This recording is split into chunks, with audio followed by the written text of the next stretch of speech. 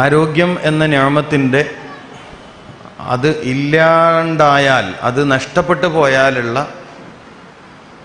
പ്രയാസങ്ങൾ മനസ്സിലായിട്ടുണ്ട് എന്നാണ് ഞാൻ മനസ്സിലാക്കുന്നത്.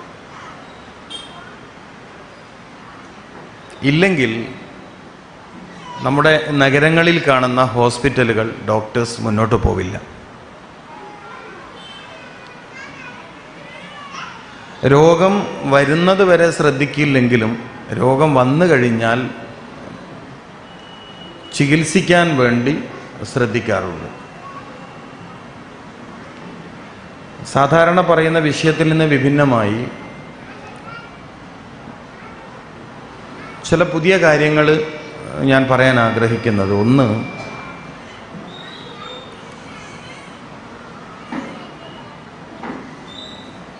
രോഗികളും അവരുടെ കുടുംബക്കാരും, അതായത് എന്തെങ്കിലും രോഗം പിടികൂടിയിട്ടുള്ള ആളുകളും അവരുടെ കുടുംബക്കാരും ശ്രദ്ധിക്കേണ്ടുന്ന ഒരുപാട് പ്രധാനപ്പെട്ട കാര്യങ്ങളുണ്ട്. മിക്കവാറും രോഗം പിടികൂടിയവർ മനസ്സിലാക്കിയത് ഒരു പ്രഗത്ഭനായ ഡോക്ടറെ കാണുകയും മരുന്ന് കഴിക്കുകയും ചെയ്താൽ എൻ്റെ ഉത്തരവാദിത്തം തീർന്നു എന്ന ധാരണ ഉണ്ട് എന്ന് ഞാൻ പറഞ്ഞാൽ നിങ്ങൾക്കത് തിരുത്താൻ പറ്റുമോ? അങ്ങനെ ഒരു അഭിപ്രായം ഞാൻ പറഞ്ഞാൽ, ഞാൻ അങ്ങനെ ഒരു അഭിപ്രായം പറയാണ്. പ്രമേഹ രോഗം, ഡയബറ്റിക് പേഷ്യൻ്റ്, അല്ലെങ്കിൽ ഒരു കാർഡിയാക് പേഷ്യൻ്റ്, ഹൃദ്രോഗം വന്ന ഒരു രോഗി, അല്ലെങ്കിൽ ഒരു കിഡ്നി ഫെയിലിയർ, കിഡ്നി രോഗം പിടികൂടിയ ഒരാൾ, അയാൾ മനസ്സിലാക്കിയിരിക്കുന്ന ഒരു കാര്യം, അല്ലെങ്കിൽ നമ്മളിലെ ഒരു രോഗിയുടെ ധാരണ, രോഗം പിടികൂടിയാൽ ഡോക്ടറെ കാണുകയും മരുന്ന് കഴിക്കുകയും ചെയ്യൽ മാത്രമേ എൻ്റെ ഉത്തരവാദിത്തമുള്ളൂ. ഞാൻ പറഞ്ഞത് ശരിയല്ലേ? അതിനപ്പുറം വല്ലതും രോഗികൾ ചെയ്യാറുണ്ടോ? ഇവരൊന്നും പറയുന്നില്ല.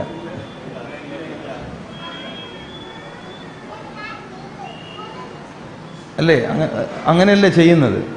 ഡോക്ടറെ കണ്ടാൽ മതി, മരുന്ന് കഴിച്ചാൽ മതി, ഞാനങ്ങോട്ട് സലാമത്താവുമെന്നാണ് എല്ലാവരും തെറ്റിദ്ധരിച്ചിരിക്കുന്നത്.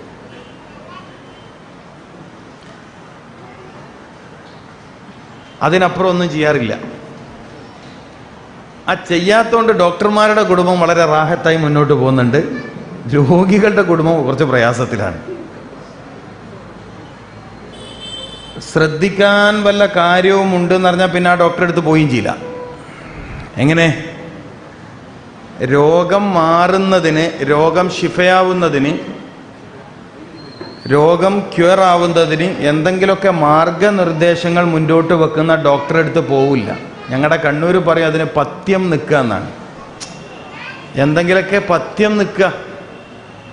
ഇത് പഥ്യമൊന്നും നിൽക്കണ്ട, എത്ര വേണമെങ്കിലും കഴിച്ചോളി, മരുന്ന് കഴിച്ചാൽ മതി എന്ന് പറയുന്ന ഡോക്ടറോടാണ് നമുക്ക് പിരിശം കൂടുക. കാരണം എന്താ? പഥ്യമില്ല. അപ്പം എൻ്റെ കാര്യങ്ങളൊക്കെ മുറതെറ്റാണ്ട് നടക്കുകയും ചെയ്യും. ആണോ? അല്ലേ? നിങ്ങൾ ആ നിലപാട് തന്നെ പോയിക്കോളി. കാരണം ആശുപത്രി ഇവിടെ നിൽക്കണമല്ലോ, ആശുപത്രികൾ ഇവിടെ നിലനിൽക്കണം. ഞാനിന്ന് വൈകുന്നേരത്തെ സദസ്സിലും പറഞ്ഞൊരു സംഭവമുണ്ട്. ഒരു നിരന്തരം യാത്ര ചെയ്ത് ലോകാനുഭവങ്ങൾ, വ്യത്യസ്തങ്ങളായ രാജ്യങ്ങളിലൂടെ യാത്ര ചെയ്ത് മനുഷ്യജീവിതത്തിൻ്റെ ഒരുപാട് രസകരമായ അനുഭവങ്ങൾ പങ്കുവെക്കുന്ന ഒരു സഹോദരൻ, അദ്ദേഹത്തിൻ്റെ ഒരു വീഡിയോ ഇന്നലെ യാത്രക്കിടയിൽ ഞാൻ കണ്ടു. രോഗികളില്ലാത്ത നാട് എവിടെയെങ്കിലും നിങ്ങൾ കണ്ടിട്ടുണ്ടോ എന്നൊരു ചോദ്യം അയാൾ ചോദിക്കപ്പെട്ടു. അയാളോട് ചോദിച്ചു, രോഗികളില്ലാത്ത ഏതെങ്കിലും നാടുണ്ടോ എന്ന്. അപ്പോൾ അയാൾ പറഞ്ഞ മറുപടി, അങ്ങനെ ഒരു നാടുണ്ട്, അത് ആഫ്രിക്കയിലാണ്. അപ്പോൾ ചോദിച്ചു, എന്താ കാരണം? അവിടെ ഹോസ്പിറ്റലും ഇല്ല, ഡോക്ടറും ഇല്ല, അതുകൊണ്ടാണ്. നിങ്ങൾക്ക് മനസ്സിലായിട്ടില്ല? അവിടെ എന്തില്ല? ഹോസ്പിറ്റലും ഇല്ല, ഡോക്ടറും ഇല്ല, അതുകൊണ്ട് എന്തില്ല? രോഗികളില്ല. ഒരു പക്ഷേ നമുക്കിതൊരു രസകരമായ കാര്യമായി തോന്നിയേക്കും. നമ്മൾ ജീവിതത്തിൽ കച്ചവടത്തെ ഗൗരവത്തോടെ കാണുന്നവരാണ്. ശ്രദ്ധിക്കണേ, ജീവിതത്തിൽ കച്ചവടത്തെ, ബിസിനസ് വളരെ സീരിയസ് ആയി കാണുന്നവരാണ് നമ്മൾ. സ്പോർട്സിനെ സീരിയസ് ആയി കാണുന്നവരാണ്. പൊളിറ്റിക്സ് വളരെ സീരിയസ് ആയി കാണുന്നവരാണ്. പലതും വളരെ ഗൗരവത്തോടെ സമീപിക്കുന്നവരാണ് നമ്മൾ അധിക ആളുകളെങ്കിലും ജീവിതത്തെ വളരെ സീരിയസ് ആയി കാണുന്ന ആളുകൾ കാണാൻ ഒക്കില്ല നമുക്ക്. ജീവിതം ജീവൻ പോലത്തെ കാര്യങ്ങളെ സീരിയസ് ആയി ഗൗരവത്തോടെ കാണുന്ന ആളുകളെ നമുക്ക് കാണാൻ കഴിയില്ല. മിക്ക കാര്യങ്ങളിലും അവർ വളരെ ഗൗരവ സമീപനം സ്വീകരിക്കുന്ന ആളായിരിക്കും, ഗൗരവമായ സമീപനം സ്വീകരിക്കുന്ന ആളായിരിക്കും അയാൾ. പക്ഷേ അയാളുടെ ജീവൻ സംരക്ഷിക്കുന്ന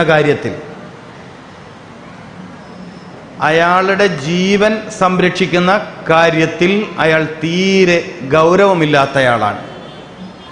ഞാൻ പറഞ്ഞ വിഷയം നിങ്ങൾക്ക് മനസ്സിലായിട്ടുണ്ടാകുമെന്നാണ് മനസ്സിലാക്കുന്നത്. ഞാനങ്ങനെ ചിന്തിക്കുകയാണ്. നിങ്ങൾക്ക് ഞാൻ പറയുന്നതൊക്കെ മനസ്സിലാവുന്നുണ്ട്. പലതിലും ഗൗരവമുള്ള നിങ്ങളിൽ പലരും, ഒന്നുകൂടി ഞാൻ ആവർത്തിച്ചു പറയുകയാണ്, പലതിലും ഗൗരവമുള്ള വളരെ സീരിയസ് ആയി പലതിനെയും സമീപിക്കുന്ന നിങ്ങളിലെ പല ആളുകളും നിങ്ങളുടെ ജീവനെ സീരിയസ് ആയി ഗൗരവത്തോടെ സംരക്ഷിക്കാറില്ല. അതുകൊണ്ടാണ് ഒരുപാട് ആളുകൾ രോഗികളായി തീരുന്നത്, രോഗത്തിൻ്റെ വർധനവുണ്ടായിത്തീരുന്നത്, ചികിത്സിച്ചാലും രോഗം ഭേദമാവാത്തത്.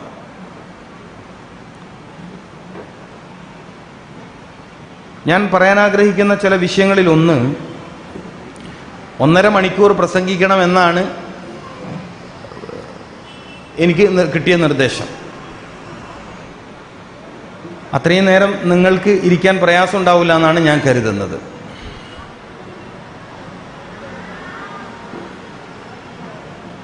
നമ്മൾ മുസ്ലിമീങ്ങളാണ്. ജീവിതത്തിൻ്റെ വിഷയത്തിൽ ഏറ്റവും മാതൃകാപരമായി ജീവിക്കേണ്ടവരാണ് നമ്മൾ. അള്ളാഹു നമുക്കതിന് തൗഫീക്ക് നൽകട്ടെ. പല കാരണങ്ങളാൽ, പല സാഹചര്യങ്ങളുടെ സമ്മർദ്ദങ്ങളാൽ നമ്മളിൽ നിന്ന് ഇസ്ലാമിൻ്റെ ഏറ്റവും തനതായ പല കാര്യങ്ങളും നഷ്ടപ്പെട്ടു പോയിട്ടുണ്ട്. ഇസ്ലാം വളരെ ഗൗരവത്തോടെ കാണുന്ന ഒരു കാര്യമാണ് മനുഷ്യൻ്റെ ആരോഗ്യം. വളരെ ഗൗരവത്തോടെ കാണുന്ന മതമാണ് ഇസ്ലാം. ആരോഗ്യമെന്നത്, സിഹത്ത് എന്നത്. ഈമാൻ കഴിഞ്ഞാൽ അതിൻ്റെ ഒരു തെളിവ് ഞാൻ പറയാണ്. മനുഷ്യനായി ജനിച്ച ഒരാളെ സംബന്ധിച്ചിടത്തോളം ഈമാൻ എന്ന നിഅമത്ത് അള്ളാഹുവിൽ നിന്ന് കിട്ടിക്കഴിഞ്ഞാൽ, അന്നമ അലൈന ബിൽ ഈമാൻ എന്ന് പറയാറുണ്ടല്ലോ, അന്നമ അലൈന ബിൽ ഈമാൻ എന്ന് നമ്മൾ പറയാറുണ്ട്. ഈമാൻ എന്ന നിഅമത്ത് അള്ളാഹുവിൽ നിന്ന് ഒരാൾക്ക് ലഭിച്ചു കഴിഞ്ഞാൽ പിന്നെ അള്ളാഹിൻ്റെ അടുത്ത് നിന്ന് ഒരാൾക്ക് കിട്ടുന്ന ഏറ്റവും വലിയ നിഅമത്ത് അസ്സിഹത്തു എന്ന് മുഹമ്മദ് റസൂൽ സല്ലല്ലാഹു അലൈഹി വസല്ലം, ആരോഗ്യമാണ്. അള്ളാഹു നമ്മളിലെ രോഗികൾക്ക് ശിഫയും ആഫിയത്തും പ്രദാനം ചെയ്യട്ടെ. കാരണം ഞാൻ നിരന്തരം ജീവിതത്തിൽ കണ്ടുമുട്ടുന്നത് വളരെ പ്രയാസകരമായ രോഗങ്ങളുടെ ബുദ്ധിമുട്ടുകൾ അനുഭവിക്കുന്നവരെയാണ്. യാത്രകളോ പ്രസംഗങ്ങളോ ഇല്ലെങ്കിൽ മിക്കവാറും ദിവസത്തിൻ്റെ നല്ലൊരു സമയവും എനിക്ക് ചെലവഴിക്കേണ്ടി വരുന്നത് വളരെ മാരകമായ രോഗങ്ങൾ പിടികൂടിയ ആളുകളോടൊപ്പമാണ്, അതിൻ്റെ പ്രയാസം അനുഭവിക്കുന്ന ആളുകളോടൊപ്പമാണ്. അതിൻ്റെ ദുരിതം, ക്യാൻസറിൻ്റെ മാരകമായ വേദന. ഇപ്പം മിഞ്ഞാന്ന് വളരെ വിഷമുള്ളൊരു വാർത്ത പെട്ടെന്ന് കേൾക്കേണ്ടി വന്നത്, ക്യാൻസറാണ്, പെട്ടെന്ന് അരക്ക് താഴെ തളർന്നു പോയി. 10-30 വയസ്സുള്ള ഒരു ചെറുപ്പക്കാരൻ. വളരെ സങ്കടത്തോടെ എനിക്ക് പ്രയാസത്തിൽ നിന്ന് രക്ഷപ്പെടണമെന്ന് പറയുമ്പോൾ നമ്മൾ അന്നത്തെ ദിവസം മുഴുവൻ നമ്മൾ സങ്കടത്തിലാവും.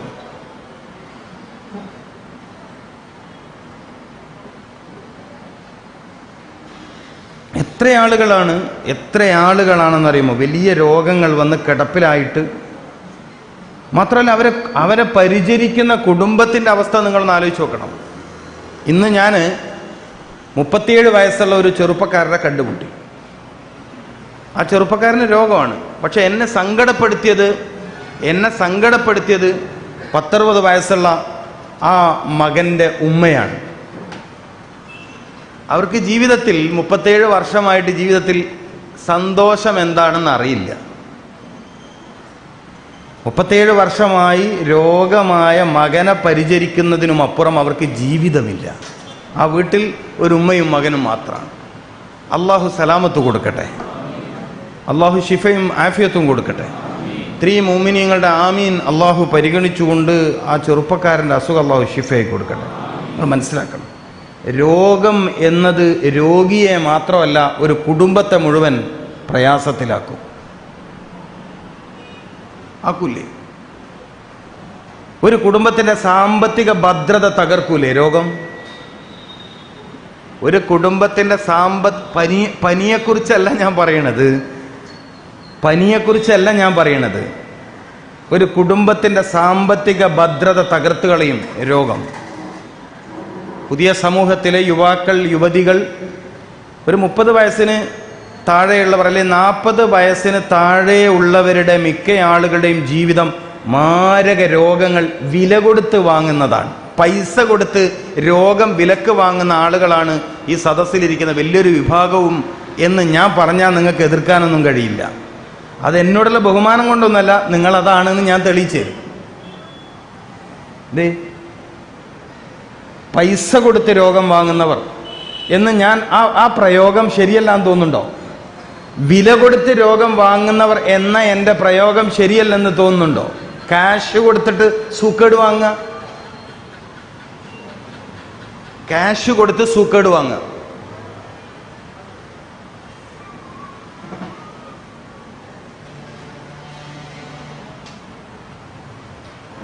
ഹോസ്പിറ്റലുകൾക്കോ ഡോക്ടേഴ്സിനോ നിലവിലെ സംവിധാനം വെച്ചുകൊണ്ട് ഡോക്ടേഴ്സിനോ ഹോസ്പിറ്റലുകൾക്കോ ഈ മഹാമാരക രോഗങ്ങൾക്ക് മുമ്പിൽ ഒന്നും ചെയ്യാൻ കഴിയില്ലെന്ന് എനിക്കെത്രയോ അനുഭവത്തിൽ നിന്ന് ബോധ്യമാണ്. നിങ്ങൾക്ക് ബോധ്യമാവാണ്ടുണ്ടോ? നിങ്ങൾക്കാർക്കെങ്കിലും അത് ബോധ്യമാവാണ്ടുണ്ടോ? ഉണ്ടെങ്കിൽ അങ്ങനെ പറയും.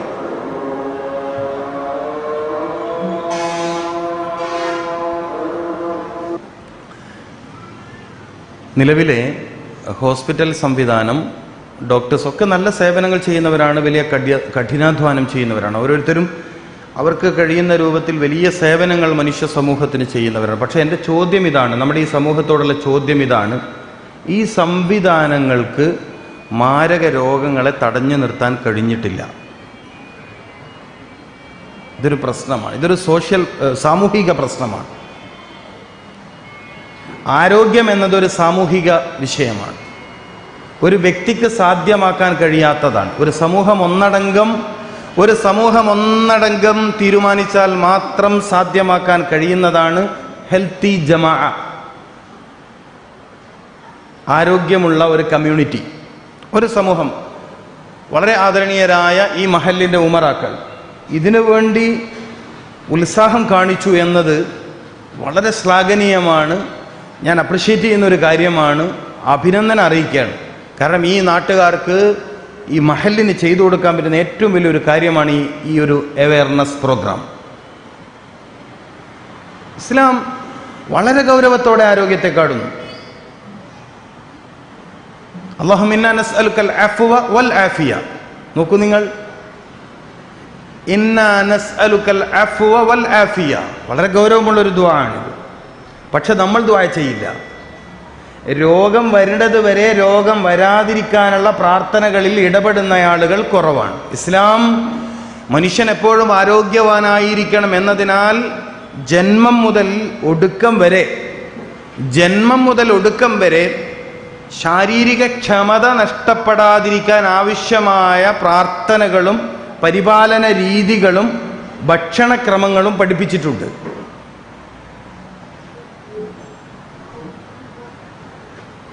അപ്പൊ രോഗം വരാതിരിക്കാൻ ഇസ്ലാമിലെ നിസ്കാരം യോഗക്ക് സമാനമാണ്, അതുകൊണ്ട് രോഗം വരില്ല എന്ന മണ്ടത്തരമൊന്നും വിളിച്ചു പറയേണ്ട ആവശ്യമൊന്നുമില്ല. രോഗം വരാതിരിക്കാൻ ഇസ്ലാം വളരെ സയന്റിഫിക്കായ, വളരെ ശാസ്ത്രീയമായ ചില കാര്യങ്ങൾ വേറെ പറഞ്ഞിട്ടുണ്ട്. നിസ്കാരം സൂക്കേട് മാറാനുള്ള വഴിയാക്കിയിട്ടൊന്നും ഉണ്ടാക്കിയതല്ല, അത് വേറെ ഏർപ്പാടാണ്. അങ്ങനൊക്കെ അബദ്ധങ്ങൾ വിളിച്ചു പറയുന്നവരുണ്ട്. ആരോഗ്യം, ഹെൽത്ത് സയൻസ് എന്ന കാര്യത്തിൽ ഇസ്ലാമിന് വേറെ തന്നെ 100 കണക്കിന് കാര്യങ്ങൾ പറയാനുണ്ട്. അത്തരം വിഷയങ്ങൾ ചർച്ച ചെയ്യുന്ന ആയത്തുകൾ ഖുർആനിലുണ്ട്, ഹദീസുകൾ ഖുർആനിലുണ്ട്, അനേകം ഗ്രന്ഥങ്ങളുണ്ട്. എല്ലാ നൂറ്റാണ്ടിലും, മനുഷ്യ ചരിത്രത്തിലെ എല്ലാ നൂറ്റാണ്ടിലും ഗ്രന്ഥരചന നിർവഹിക്കപ്പെട്ട ഒരേ ഒരു വൈദ്യശാസ്ത്രം ഇസ്ലാമിക വൈദ്യശാസ്ത്രമാണ്. തിബ്ബുൻ നബവിയാണ്. മുഹമ്മദ് റസൂൽ സല്ലല്ലാഹു അലൈഹി വസല്ലമ തങ്ങൾ പരിചയപ്പെടുത്തിയ ആരോഗ്യശാസ്ത്രമാണ്. അപ്പൊ ജന്മത്തിന്റെ പ്രഥമഘട്ടത്തിൽ ഭൂമിയിലേക്ക് വന്ന മനുഷ്യൻ ആദ്യം കേൾക്കുന്ന ബാങ്കൊലി, ജന്മത്തിന്റെ ആദ്യ ഘട്ടത്തിൽ മനുഷ്യൻ കേൾക്കുന്ന ബാങ്കൊലി എന്തിനാണ് ജനിച്ച ഉടനെ മനുഷ്യ കുഞ്ഞിന്റെ വലത് ചെവിയിൽ ബാങ്ക് കേൾപ്പിക്കുന്നത് എന്നിടത്ത് നിന്ന് നമ്മൾ ആരംഭിക്കണം. ആരോഗ്യ വിഷയത്തിൽ ഒരു മതം മനുഷ്യനോട് കാണിച്ച ഗൗരവം എത്ര വലുതാണ് എന്ന് ബോധ്യപ്പെടാൻ. നിങ്ങളൊന്ന് ആലോചിച്ച് നോക്കി, എന്തിനായിരിക്കും ജനിച്ചു വീണ ഉടനെ കുഞ്ഞിന്റെ വലത് ചെവിയിൽ ബാങ്ക് കൊടുക്കുന്നത്? ഓന്റെ മയ്യത്ത് നിസ്കാരത്തിന് ബാങ്കില്ലാത്തോണ്ടാ? നിങ്ങൾ പറയണം. എന്തേ ചോദിച്ചൂടെ? ജനിച്ച ഉടനെ എന്തിനായിരിക്കും വലത് ചെവി? നിങ്ങളത് ചിന്തിച്ചിട്ട് നിങ്ങളുടെ ഇമാമിനോട് ചോദിക്കുക. ഷെയ്ഖ് മുഹമ്മദ് ഇർഫാൻ ഇപ്പൊ തൊബീബാണ്, തിബ്ബുൻ നബവി അറിയുന്ന ആളാണ്. ചോദിക്കും നിങ്ങൾ. അപ്പൊ ചെവിയിലൂടെ കേൾക്കുന്ന ശബ്ദ തരംഗങ്ങളിലൂടെ നെർവസ് സിസ്റ്റത്തെ, ബ്രെയിൻ സിസ്റ്റത്തെ, ഹാർട്ട് ആൻഡ് ബ്രെയിൻ കമ്മ്യൂണിക്കേഷനെ, സുബ്ഹാനല്ലാഹ്, നമ്മൾ പറഞ്ഞാൽ തീരൂല ഈ വിഷയം ഒന്നും പറഞ്ഞാൽ തീരുന്നതല്ല. മനുഷ്യനും ശബ്ദവും തമ്മിലുള്ള ബന്ധം, ശബ്ദ തരംഗങ്ങളിലൂടെ മനുഷ്യ ഹൃദയത്തെയും മസ്തിഷ്കത്തെയും, അത് രണ്ടും തമ്മിലുള്ള ബന്ധത്തെ ഒന്ന് ക്രമപ്പെടുത്തൽ ജന്മത്തിന്റെ ആദ്യത്തിൽ, ജീവിതത്തിന്റെ തുടക്കത്തിൽ. ഇസ്ലാം ഒരു ചെറിയ മതമല്ല, മനുഷ്യ ജീവിതത്തിന്റെ സർവ്വ ഏരിയയിലും ഇടപെട്ട ഒരു ജീവിത വ്യവസ്ഥിതിയാണ്. ഞാനിപ്പോൾ ബാങ്ക് കേട്ടോണ്ട് അത് ഓർമ്മിച്ചേ. ബാങ്ക് ശ്രദ്ധയോടെ കേൾക്കണമെന്ന് നമ്മെ പഠിപ്പിക്കുന്നു. ബാങ്ക് ശ്രദ്ധയോടെ കേൾക്കണം. നരമ്പ് സംബന്ധമായ രോഗങ്ങൾ വ്യാപകമായ കാലഘട്ടത്തിൽ, ബ്ലഡ് പ്രഷറിന്റെ കംപ്ലൈന്റ് കൊണ്ടുള്ള ദുരിതം വളരെ വ്യാപകമായ കാലഘട്ടത്തിൽ ഇസ്ലാമിലെ ബാങ്ക് എന്താണ് എന്ന് പഠിക്കേണ്ടതുണ്ട്. അതെങ്ങനെയൊക്കെയാണ് മനുഷ്യരെ വിജയത്തിലേക്ക്, ഹയ്യ അലൽ ഫലാഹ്, എങ്ങനെയൊക്കെയാണ് മനുഷ്യനെ അത് വിജയത്തിലേക്ക് എത്തിക്കുന്നത്, ഏതൊക്കെ കാര്യത്തിലുള്ള വിജയമാണ് അല്ലെങ്കിൽ ഏതൊക്കെ കാര്യത്തിലുള്ള വിജയത്തിലേക്കാണ് ഈ ബാങ്കുകാരൻ നമ്മളെ വിളിക്കുന്നത് എന്ന് പഠിക്കേണ്ടതുണ്ട്. നിരന്തരം ബാങ്ക് കേൾക്കുന്ന ഒരു സമൂഹം പഠിക്കേണ്ടതുണ്ട്.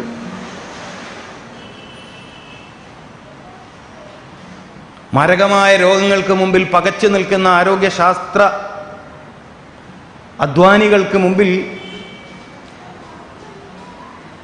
ഇസ്ലാമിലെ ഒരുപാട് കാര്യങ്ങൾ ചർച്ചക്കെടുക്കുകയാണെങ്കിൽ നമ്മൾ അത്ഭുതപ്പെട്ടു. അപ്പൊ ഇസ്ലാമിൽ ആരോഗ്യം വളരെ ഗൗരവമുള്ള കാര്യമാണ്. ജന്മത്തിന്റെ തുടക്കം മുതൽ അവസാന ഒടുക്കം വരെ ഈ കാര്യത്തിൽ മതം, അള്ളാഹുവിന്റെ ദീൻ, സയ്യിദുനാ മുഹമ്മദ് റസൂലുള്ളാഹി സ്വല്ലല്ലാഹു അലൈഹി വസല്ലമ തങ്ങളുടെ ദീൻ ഒരുപാട് കാര്യങ്ങൾ നമുക്ക് പഠിപ്പിച്ചു തരുന്നു. അതിമാരകമായ രോഗങ്ങൾ കൊണ്ട് ജനങ്ങൾ പ്രയാസത്തിലായ ഈ കാലഘട്ടത്തിൽ ഈ ഒരു ശാസ്ത്ര സത്യത്തെ, ഈ ഒരു ശാസ്ത്ര വഴിയെ സമൂഹത്തിൽ പരിചയപ്പെടുത്തുക എന്ന ദൗത്യമാണ് കുറച്ച് ഉലമാക്കൾ, ആ കൂട്ടത്തിൽ എന്നെ പോലെയുള്ള സാധാരണക്കാരും ചേർന്നുകൊണ്ട് ഇന്ന് നടത്തി വരുന്നത്.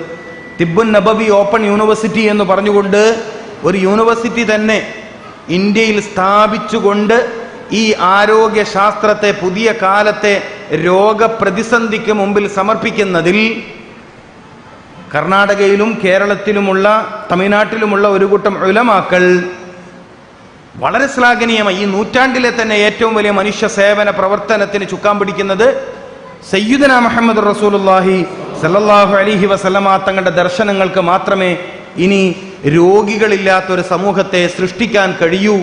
There is not incurable disease എന്ന് ചരിത്രത്തിൽ ആകെ പറഞ്ഞ ഒരേ ഒരു വൈദ്യശാസ്ത്ര പണ്ഡിതൻ സയ്യിദുനാ മുഹമ്മദ് റസൂലുള്ളാഹി സല്ലല്ലാഹു അലൈഹി വസല്ലമ തങ്ങളാണ് മാ അൻസലല്ലാഹു ദാഅൻ ഇല്ലാ അൻസല ലഹു ശിഫാഅ ഔ കമാ ഖാൽ മുഹമ്മദ് റസൂലുള്ളാഹി. പല രോഗവും മരുന്നുണ്ട്, ചികിത്സയുണ്ട് എന്ന് പറയാമെന്നല്ലാതെ അത് പരിപൂർണമായി ശിഫയാകുമെന്ന് പറയാൻ ധൈര്യം കാണിച്ച ആളുകൾ വളരെ കുറവാണ്. രോഗം എത്ര മാരകമാണെങ്കിലും അത് ശിഫയാകുമെന്ന് പറയാൻ ധൈര്യം കാണിച്ച ആളുകൾ കുറവാണ്. 1400 വർഷങ്ങൾക്ക് മുമ്പ് 1400 വർഷങ്ങൾക്ക് മുമ്പ് മനുഷ്യ ജീവിതത്തിന്റെ വിജയ വഴികൾ, മനുഷ്യ ജീവിതത്തിന്റെ വഴികളല്ല, മനുഷ്യ ജീവിതത്തിന്റെ വിജയ വഴികൾ, അങ്ങനെ തന്നെ പറയണം. മനുഷ്യ ജീവിതത്തിന്റെ വഴികൾ എന്ന് പറഞ്ഞാൽ അത് കലാമ് താമാവില്ല, പരിപൂർണമാവില്ല.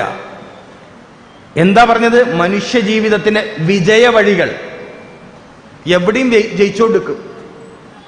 ഒറ്റക്കാണെങ്കിലും ജയിക്കും, കുടുംബപരമായിട്ടാണെങ്കിലും ജയിക്കും, കച്ചവടത്തിലും ജയിക്കും, രാഷ്ട്രീയത്തിലും ജയിക്കും, എല്ലാത്തിലും ജയിക്കുന്ന വഴികൾ പഠിപ്പിച്ചയാളാണ് മുഹമ്മദ് റസൂലുള്ളാഹി സ്വല്ലല്ലാഹു അലൈഹി വസല്ലം. അപ്പൊ വ്യക്തിപരമായി, കുടുംബപരമായി, സാമൂഹികമായി, സാമ്പത്തികമായി, രാഷ്ട്രീയപരമായി വിജയിക്കുന്ന കാര്യത്തിൽ നിങ്ങൾക്കാർക്കും ആശങ്കയൊന്നും വേണ്ട. മുഹമ്മദീയത്തിലേക്ക് സല്ലല്ലാഹു അലൈഹി വസല്ലം നിങ്ങളൊന്ന് വഴിമാറി നടക്കാൻ തീരുമാനിച്ചാൽ മതി. നബി സല്ലല്ലാഹു അലൈഹി വസല്ലമ തങ്ങളിലേക്കൊന്ന് വഴിമാറി നമ്മൾ ആരൊക്കെയോ നേതാക്കളാക്കി വെച്ചിട്ടുണ്ട്, ആരൊക്കെയോ നമ്മൾ റോൾ മോഡലാക്കി വെച്ചിട്ടുണ്ട്, ആരെയൊക്കെയോ റോൾ മോഡലാക്കി വെച്ചിട്ടുണ്ട്. അപ്പം ആശങ്കപ്പെടുന്ന വാർത്തകൾ ഭരണകർത്താക്കളിൽ നിന്ന് കേൾക്കേണ്ടി വരും. ആശങ്കപ്പെടുത്തുന്ന വാർത്തകൾ ഭരണകർത്താക്കളിൽ നിന്ന് കേൾക്കേണ്ടി വരുന്നത് നിങ്ങളുടെ റോൾ മോഡൽ മുഹമ്മദ് റസൂലുള്ളാഹി സ്വല്ലല്ലാഹു അലൈഹി വസല്ലമ തങ്ങൾ ആവാത്തത് കൊണ്ടാണ്. മനസ്സിലായിട്ടുണ്ടോ നിങ്ങൾക്ക്? സദസ്സിന് മനസ്സിലായിട്ടുണ്ടോ ഞാൻ പറഞ്ഞത്? ആശങ്കപ്പെടുത്തുന്ന, മനസ്സിനെ വേവലാതിപ്പെടുത്തുന്ന, പൗരത്വം പോലത്തെ കാര്യങ്ങൾ ചോദ്യം ചെയ്യപ്പെടുന്ന വാർത്തകൾ നിങ്ങൾ വായിക്കേണ്ടി വരുന്നത് മുഹമ്മദീയത്തിൽ നിന്ന് നിങ്ങൾ വഴിമാറി നടന്നതുകൊണ്ടാണ്. ഒരു സമൂഹത്തിന്റെ സ്വീകാര്യത മുഹമ്മദീയത്തിലാണ് സല്ലല്ലാഹു അലൈഹി വസല്ലം. സ്വഹാബത്തിനെ ലോകം സ്വീകരിച്ചത് അവരിൽ മുഹമ്മദീയത്തുണ്ടായത് കൊണ്ടാണ് സല്ലല്ലാഹു അലൈഹി വസല്ലം. നിങ്ങളിൽ ഇപ്പൊ എന്താ ഇല്ലാണ്ടായത്? എന്താ ഇല്ലാണ്ടായത്? മുഹമ്മദീയത്ത്, ആകർഷണീയത, അട്രാക്ഷൻ. മുഹമ്മദീയത്ത് എന്നതിന് ഞാൻ കൊടുക്കുന്ന അർത്ഥം ആകർഷണീയത, അട്രാക്ഷൻ, സ്വീകാര്യത. അത് നഷ്ടപ്പെട്ടിട്ടുണ്ട് നിങ്ങൾക്ക്. അത് നഷ്ടപ്പെട്ടിട്ടുണ്ട് നിങ്ങൾക്ക്. പാർശ്വവൽക്കരിക്കപ്പെടും, എഴുതിത്തള്ളപ്പെടും. രേഖയിൽ ഉണ്ടാവില്ല എന്നാണ് ഞാൻ പറഞ്ഞതിൻ്റെ അർത്ഥം. രേഖയിൽ ഉണ്ടാവില്ല. മുസ്ലിം രാജ്യത്ത് തന്നെ മുസ്ലിമീങ്ങൾക്ക് ജീവിതം പ്രയാസമാണ്. നിങ്ങൾക്കറിയില്ല അത്? ഫലസ്തീനിൽ, ഇറാഖിൽ, ബഗ്ദാദിൽ, സിറിയയിൽ ഇതൊന്നും നിങ്ങൾക്കറിയില്ലേ? അവർക്ക് മുഹമ്മദീയത്ത് നഷ്ടപ്പെട്ടതിൻ്റെ പരിണിത ഫലം. പ്രതിരോധശേഷി നഷ്ടപ്പെട്ട ഒരു തടിയിൽ എന്തൊക്കെ രോഗം വരുന്ന? പ്രതിരോധശേഷി നഷ്ടപ്പെട്ട തടിയിൽ എന്തെല്ലാം രോഗം വരാം?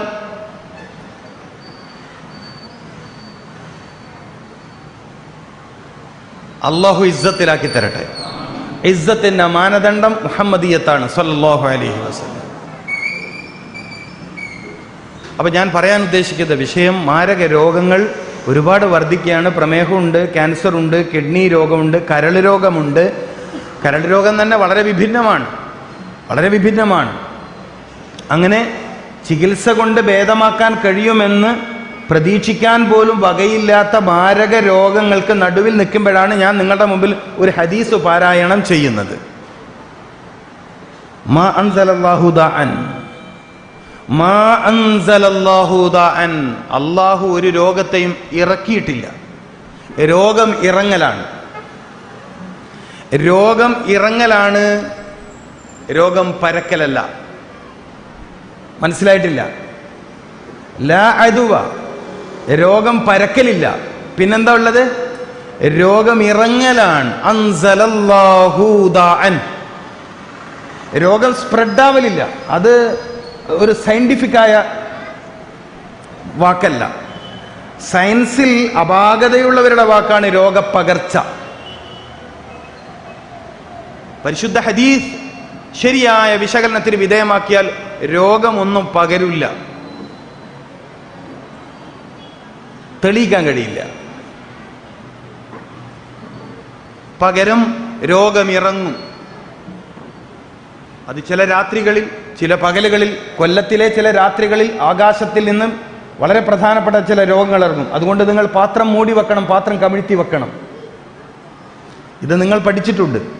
നിങ്ങൾ രാത്രികളിൽ നിങ്ങളുടെ വീടുകളിലെ ഭക്ഷണം കഴിച്ച് കഴുകി വൃത്തിയാക്കിയ പാത്രങ്ങൾ കമിഴ്ത്തി വെക്കണം. സയ്യിദുനാ മുഹമ്മദ് റസൂലുള്ളാഹ്. എത്ര വലിയ വാക്കുകളാണ്! ഒരു സമൂഹത്തെ അപ്പാടെ ആരോഗ്യപരമായി സംരക്ഷിക്കുന്ന എത്ര വലിയ വാക്കുകളാണിത്. പാത്രം കമിഴ്ത്തി വെക്കണം, അഥവാ തുറന്നു വെക്കേണ്ടി വന്നാൽ വല്ല അടപ്പും വെക്കണം. അടപ്പിനൊന്നും കിട്ടിയില്ലെങ്കിൽ ഒരു കമ്പെങ്കിലും വെക്കണം. സുബ്ഹാനല്ലാഹ്. പ്രതീകാത്മകമായ തടസ്സം. ഏറ്റവും വലിയ രോഗപ്രതിരോധ സംവിധാനങ്ങളെക്കുറിച്ച് ഇസ്ലാമോളം ചർച്ച ചെയ്ത മറ്റൊരു രീതി നമുക്ക് കാണാൻ കഴിയില്ല. നമ്മളിതിനെ വേണ്ടാന്ന് വെച്ചു. അപ്പം ഞാൻ പറഞ്ഞ വിഷയത്തിലേക്ക് വരാം. മാ അൻസലല്ലാഹു ദാഅൻ. നിങ്ങൾക്കെല്ലാവർക്കും ധൈര്യം വരുത്താനാണ് ഞാനീ പറയണത്. നിങ്ങളിൽ ചില ആളുകൾക്കൊരാശങ്കയുണ്ട്, എന്നെ പിടികൂടിയ രോഗം ഭേദമാവില്ലെന്ന്. ചില ഡോക്ടേഴ്സ് അങ്ങനെ പറഞ്ഞ് നിങ്ങളെ വിശ്വസിപ്പിച്ചിട്ടുണ്ട്. ഈ ആശങ്ക മാറ്റുക എന്നതാണ് എൻ്റെ ജീവിത ദൗത്യം, അല്ലെങ്കിൽ ഞാൻ പ്രചരിപ്പിക്കാൻ പരിശ്രമിച്ചു കൊണ്ടിരിക്കുന്ന നബിശാസ്ത്രത്തിൻ്റെ, അതായത് നബി സല്ലല്ലാഹു അലൈഹി വസല്ലമ തങ്ങളുടെ ശാസ്ത്രത്തിൻ്റെ ദൗത്യം അതാണ്. മാ അൻസലല്ലാഹു ദാഅൻ. അല്ലാഹു ഒരു രോഗത്തെയും മനുഷ്യനുമേൽ ഇറക്കിയിട്ടില്ല. ഇത് രോഗികൾ മനഃപ്പാടമാക്കേണ്ട ഹദീസാണ്. രോഗം കൊണ്ട് പ്രയാസത്തിലായ ആളുകൾ മനഃപ്പാടമാക്കേണ്ട ഹദീസാണ്. മാ അൻസലല്ലാഹു ദാഅൻ. അല്ലാഹു ഒരു രോഗത്തെയും മനുഷ്യനുമേൽ ഇറക്കിയിട്ടില്ല. ഇല്ലാ അൻസല ലഹു ശിഫാ. ലാ ഇലാഹ, ഒരു ഇലാഹുമില്ല ഇല്ലല്ലാഹ്, അല്ലാഹ് അല്ലാതെ. കടുപ്പുള്ള വാക്കാണ്. അല്ലാഹ് മാത്രമേ ആരാധനക്ക് അർഹനുള്ളൂ എന്ന് പറയുന്നതിനേക്കാൾ കടുപ്പുണ്ട് ലാ ഇലാഹ ഇല്ലല്ലാഹ് എന്ന് പറയുന്നതിന്. മാ അൻസലല്ലാഹു ദാഅൻ, ഇറക്കിയിട്ടേ ഇല്ല. ഒരു രോഗവും അല്ലാഹു ഭൂമിയിലേക്ക് ഇറക്കിയിട്ടില്ല. ഇല്ലാ അൻസല ലഹു ശിഫാ ഔ കമാ ഖാൽ മുഹമ്മദ് റസൂലുള്ളാഹി. നിങ്ങൾ ചിന്തിക്ക്, ഒരു 2 മിനിറ്റെങ്കിലും എൻ്റെ സഹോദരന്മാരും സഹോദരിമാരും ചിന്തിക്ക്. എന്നിട്ട് എന്തേ എൻ്റെ സൂക്കേട് മാറാത്ത? നിങ്ങൾ അങ്ങനെ ചിന്തിക്ക്, നിങ്ങൾ അങ്ങനെ ചിന്തിക്കുക. അപ്പോഴേ എൻ്റെ വാക്കുകൾ, അടുത്ത വാക്കുകൾക്ക് പ്രസക്തിയുള്ളൂ. നിങ്ങൾ അങ്ങനെ ചിന്തിക്ക്. എന്നിട്ടെന്തേ എൻ്റെ രോഗം ശിഫയാവാത്തത്? അല്ലേ ചോദിക്കണ്ടേ? നബി സല്ലല്ലാഹു അലൈഹി വസല്ലമ തങ്ങളോടാണ് ചോദ്യം. എന്നിട്ടെന്താണ് എൻ്റെ രോഗം ശിഫയാവാത്തത്? എല്ലാ രോഗത്തിനും അള്ളാഹു ശിഫ ഇറക്കിയിട്ടുണ്ടെങ്കിൽ എൻ്റെ രോഗം മാറുന്നില്ലല്ലോ. അതിൻ്റെ മറുപടി രോഗമുണ്ടാകുന്ന വഴിയിൽ നിന്ന് ഇപ്പോഴും മാറി നിന്നിട്ടില്ല. ഒന്ന്, രോഗം ഉണ്ടാവുന്ന വഴിയിൽ നിന്ന് ഇപ്പോഴും നിങ്ങൾ മാറി നിന്നിട്ടില്ല. ഉത്തരം 1. മനസ്സിലായിട്ടില്ല? നിങ്ങൾക്ക് മനസ്സിലായിട്ടില്ല? രോഗം ഉണ്ടാവുന്ന വഴിയിൽ നിന്ന് ഇപ്പോഴും മാറി നിന്നിട്ടില്ല. ഉത്തരം മനസ്സിലായിട്ടില്ല? ഇല്ലെങ്കിൽ പറയും. രോഗം ഉണ്ടാവുന്ന വഴി, രോഗം ഇല്ലാണ്ടാവുന്ന വഴി, രോഗം വളരുന്ന വഴി, രോഗം ശക്തിപ്പെടുന്ന വഴി. മനസ്സിലാവുന്നുണ്ടോ? മനസ്സിലാവാത്ത ആള് പറയണേ. എൻ്റെ രോഗം എന്താണ് ശിഫയാവാത്തത് എന്നാ ചോദ്യം.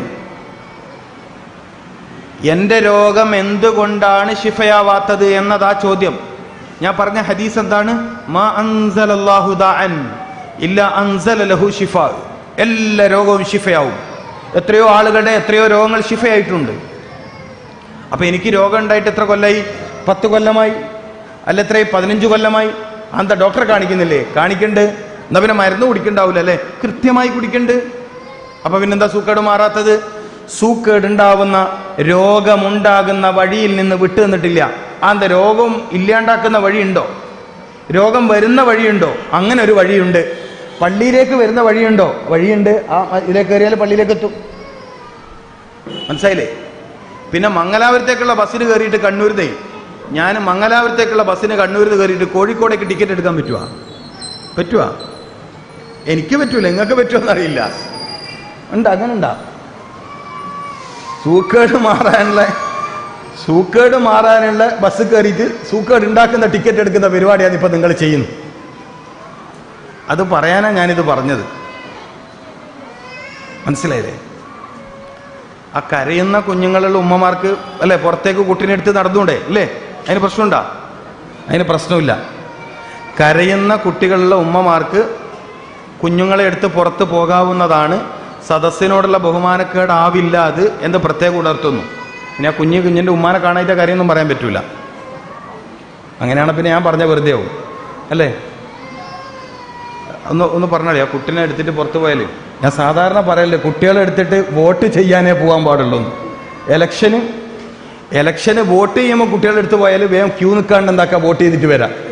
ഈ ക്ലാസ്സിന് വരുമ്പോൾ കുട്ടികളെടുത്ത് വന്നാൽ കുട്ടികൾക്ക് ക്ലാസ്സും രോഗവും സൂക്കേടും മരുന്നും ഡോക്ടറൊന്നും അവർക്കറിയില്ല. ഓർക്ക് കരയാൻ തോന്നിയാൽ കരയും, ചിരിക്കാൻ തോന്നിയാൽ ചിരിക്കും. അപ്പം അതൊന്ന് ശ്രദ്ധിക്കുന്നത് നല്ലതാണ്. ഇൻഷാ അല്ലാഹ്. ആ കുട്ടീൻ്റെ ഉമ്മ ഇല്ലാന്ന് തോന്നുന്നല്ലേ അവിടെ? അല്ല, എടുത്തിട്ട് അവർ പോകുന്നതാണ് നല്ലത്. കാരണം വെച്ചാൽ കുഞ്ഞുങ്ങൾ അങ്ങനെ കരച്ചിൽ നിർത്താൻ പറ്റൂല. കുട്ടികളിൽ വാശിയും തർക്ക സ്വഭാവവും വരുന്നത് ദീർഘമായി കരയാൻ വിടുന്നോണ്ടാണ്. മനസ്സിലാകുന്നുണ്ടോ? കുട്ടികൾക്ക് പലപ്പോഴും തർക്ക സ്വഭാവം, സമരമനസ്, ഫൈറ്റിംഗ് മെൻറ്റാലിറ്റി, ക്ലേഷിംഗ് മെൻറ്റാലിറ്റി, തർക്ക സ്വഭാവം ഇത് വളരുന്നതിൻ്റെ പ്രധാന കാരണം അവരെ ദീർഘമായി കരയാൻ വിടുന്നോണ്ടാണ്. കരച്ചിൽ ചെറിയ പ്രശ്നമൊന്നുമല്ല. കുറച്ച് കരയണം. ദീർഘമായി കരയാൻ വിട്ടാൽ അവരിൽ ഒരുതരം വാശി ജനിക്കും. പിന്നെ കോളേജിലും സ്കൂളിലൊന്നും പോകാൻ തന്നെ അവൻ വലിയ വാശിക്കാരനാവും. ചില ഉമ്മമാർ പറയുന്നില്ലേ, ഭയങ്കര വാശിയാണ് എൻ്റെ കുട്ടിക്ക്. എത്ര കുട്ടിൻ്റെ വയസ്സ്? 3 വയസ്സ്. എത്ര വയസ്സ്? 4 വയസ്സ്. വളരെ സൂക്ഷിക്കേണ്ട കാര്യമാണ്. കുഞ്ഞുങ്ങൾ ദീർഘമായി കരയാൻ അനുവദിക്കരുത്. കുറച്ച് കരയണം, അത് നല്ലതാണ്. അതേസമയം ദീർഘമായി കരയുന്ന കുട്ടികൾ തീർച്ചയായും ആ കുടുംബത്തിനും ആ ഉമ്മാക്കും ആ ഉപ്പാക്കും വലിയ ഭാരമായി തീരും. ആ കുട്ടി കരഞ്ഞുകൊണ്ട് വലിയൊരു ഇൽമ കിട്ടിയല്ലേ? അല്ലേ? അള്ളാഹു കുട്ടിക്ക് ദീർഘായുസ്സും ആഫിയത്തും കൊടുക്കട്ടെ, നല്ല ഇൽമും കൊടുക്കട്ടെ.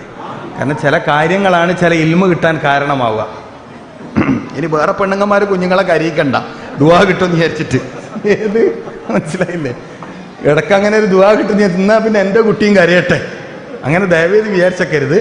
ആ കരയുന്ന കുഞ്ഞിക്ക് മുട്ടായി കൊടുത്തിട്ട് തൽക്കാലം നിർത്തുക. ഓക്കെ. അപ്പം ഞാൻ പറഞ്ഞു വന്ന വിഷയം ഇതാണ്. എൻ്റെ പ്രിയപ്പെട്ട മുഅ്മിനീങ്ങളെ, രോഗം ഉണ്ടാകുന്ന വഴിയിൽ നിന്ന് മാറി നിൽക്കാത്തത് കൊണ്ടാണ് നമുക്ക് രോഗം ശിഫയാവാത്തത്. ഈ പോയിന്റ് നിങ്ങളൊന്ന് നോട്ട് ചെയ്യാം. ഈ പോയിന്റ് നോട്ട് ചെയ്യുന്നതിന് മുമ്പ് നിങ്ങൾക്ക് ഓർമ്മയിൽ എപ്പോഴും നിൽക്കേണ്ട ഒരു കാര്യമുണ്ട്. എല്ലാ രോഗവും ശിഫയാവും. ഇതാരെ വാക്കാണ്? സയ്യിദുനാ മുഹമ്മദ് റസൂലുള്ളാഹി സല്ലല്ലാഹു അലൈഹി വസല്ലമ തങ്ങളുടെ വാക്കാണ്. ചരിത്രത്തിൽ രേഖയാണ്. മദീനയിൽ രോഗികളില്ല. ചരിത്രത്തിൽ രേഖയാണ്.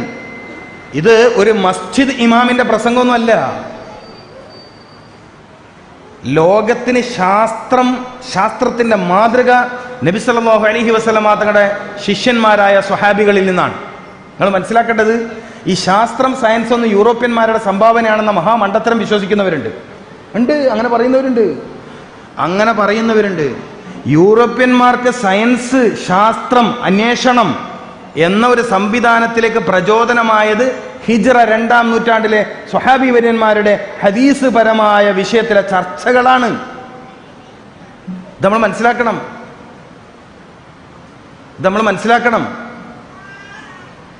നമ്മൾ സയൻസ് എന്ന് കേൾക്കുമ്പോഴേക്കും പടിഞ്ഞാറോട്ടാ നോക്കുക. അങ്ങനെയല്ലേ? സയൻസ് എന്ന് പറഞ്ഞാൽ നമ്മളൊക്കെ ഒരു ധാരണ, നമ്മുടെയൊക്കെ ഒരു വിശ്വാസം, അത് യൂറോപ്പിൻ്റെത്. നമ്മളത് മതം, ഇസ്ലാം, ഖബർ, അടി, കുത്ത്, ഇത് മാത്രം ഇങ്ങനെ ഓത്ത്, ബൈത്ത്, ചൊല്ലല്. നമുക്ക് സയൻസ് ഉണ്ടോ? എന്ത് സയൻസ്? അതങ്ങനെ സയൻസ് തന്നെ. നബി സല്ലല്ലാഹു അലൈഹി വസല്ലമ തങ്ങൾ മനുഷ്യ ജീവിതത്തിന് വിജയകരമായ വഴി നൽകിയെടുത്ത് ഏറ്റവും ആരോഗ്യകരമായ സയൻസിനെ സമർപ്പിച്ചിട്ടുണ്ട്. ഇമാം സക്കരിയ റാസി റഹ്മത്തുള്ളാഹി തങ്ങൾ അങ്ങനെ ഉണ്ടായ സയന്റിസ്റ്റാണ്. മനസ്സിലാക്കണം. ഇബ്നു സീന റഹ്മത്തുള്ളാഹി തങ്ങൾ ആ വഴിയിലുണ്ടായ ശാസ്ത്രജ്ഞനാണ്.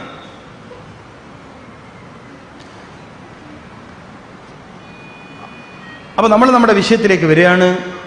രോഗമുണ്ടാകുന്ന വഴികളിൽ നിന്ന് വിട്ടുനിൽക്കാത്തോണ്ടാണ് സൂക്കേട് നമ്മെ വിട്ടുപോവാത്തത്. അപ്പൊ ഇനി നമ്മൾ ചർച്ച ചെയ്യേണ്ടത് രോഗമുണ്ടാകുന്ന വഴികൾ എന്തൊക്കെയായിരിക്കും? അപ്പൊ അത് മനസ്സിലാവണ്ടേ? അത് മനസ്സിലാവാതെ പിന്നെ രോഗം ഉണ്ടാകുന്ന വഴിയിൽ നിന്ന് വിട്ടുനിൽക്കാൻ പറ്റൂലല്ലോ.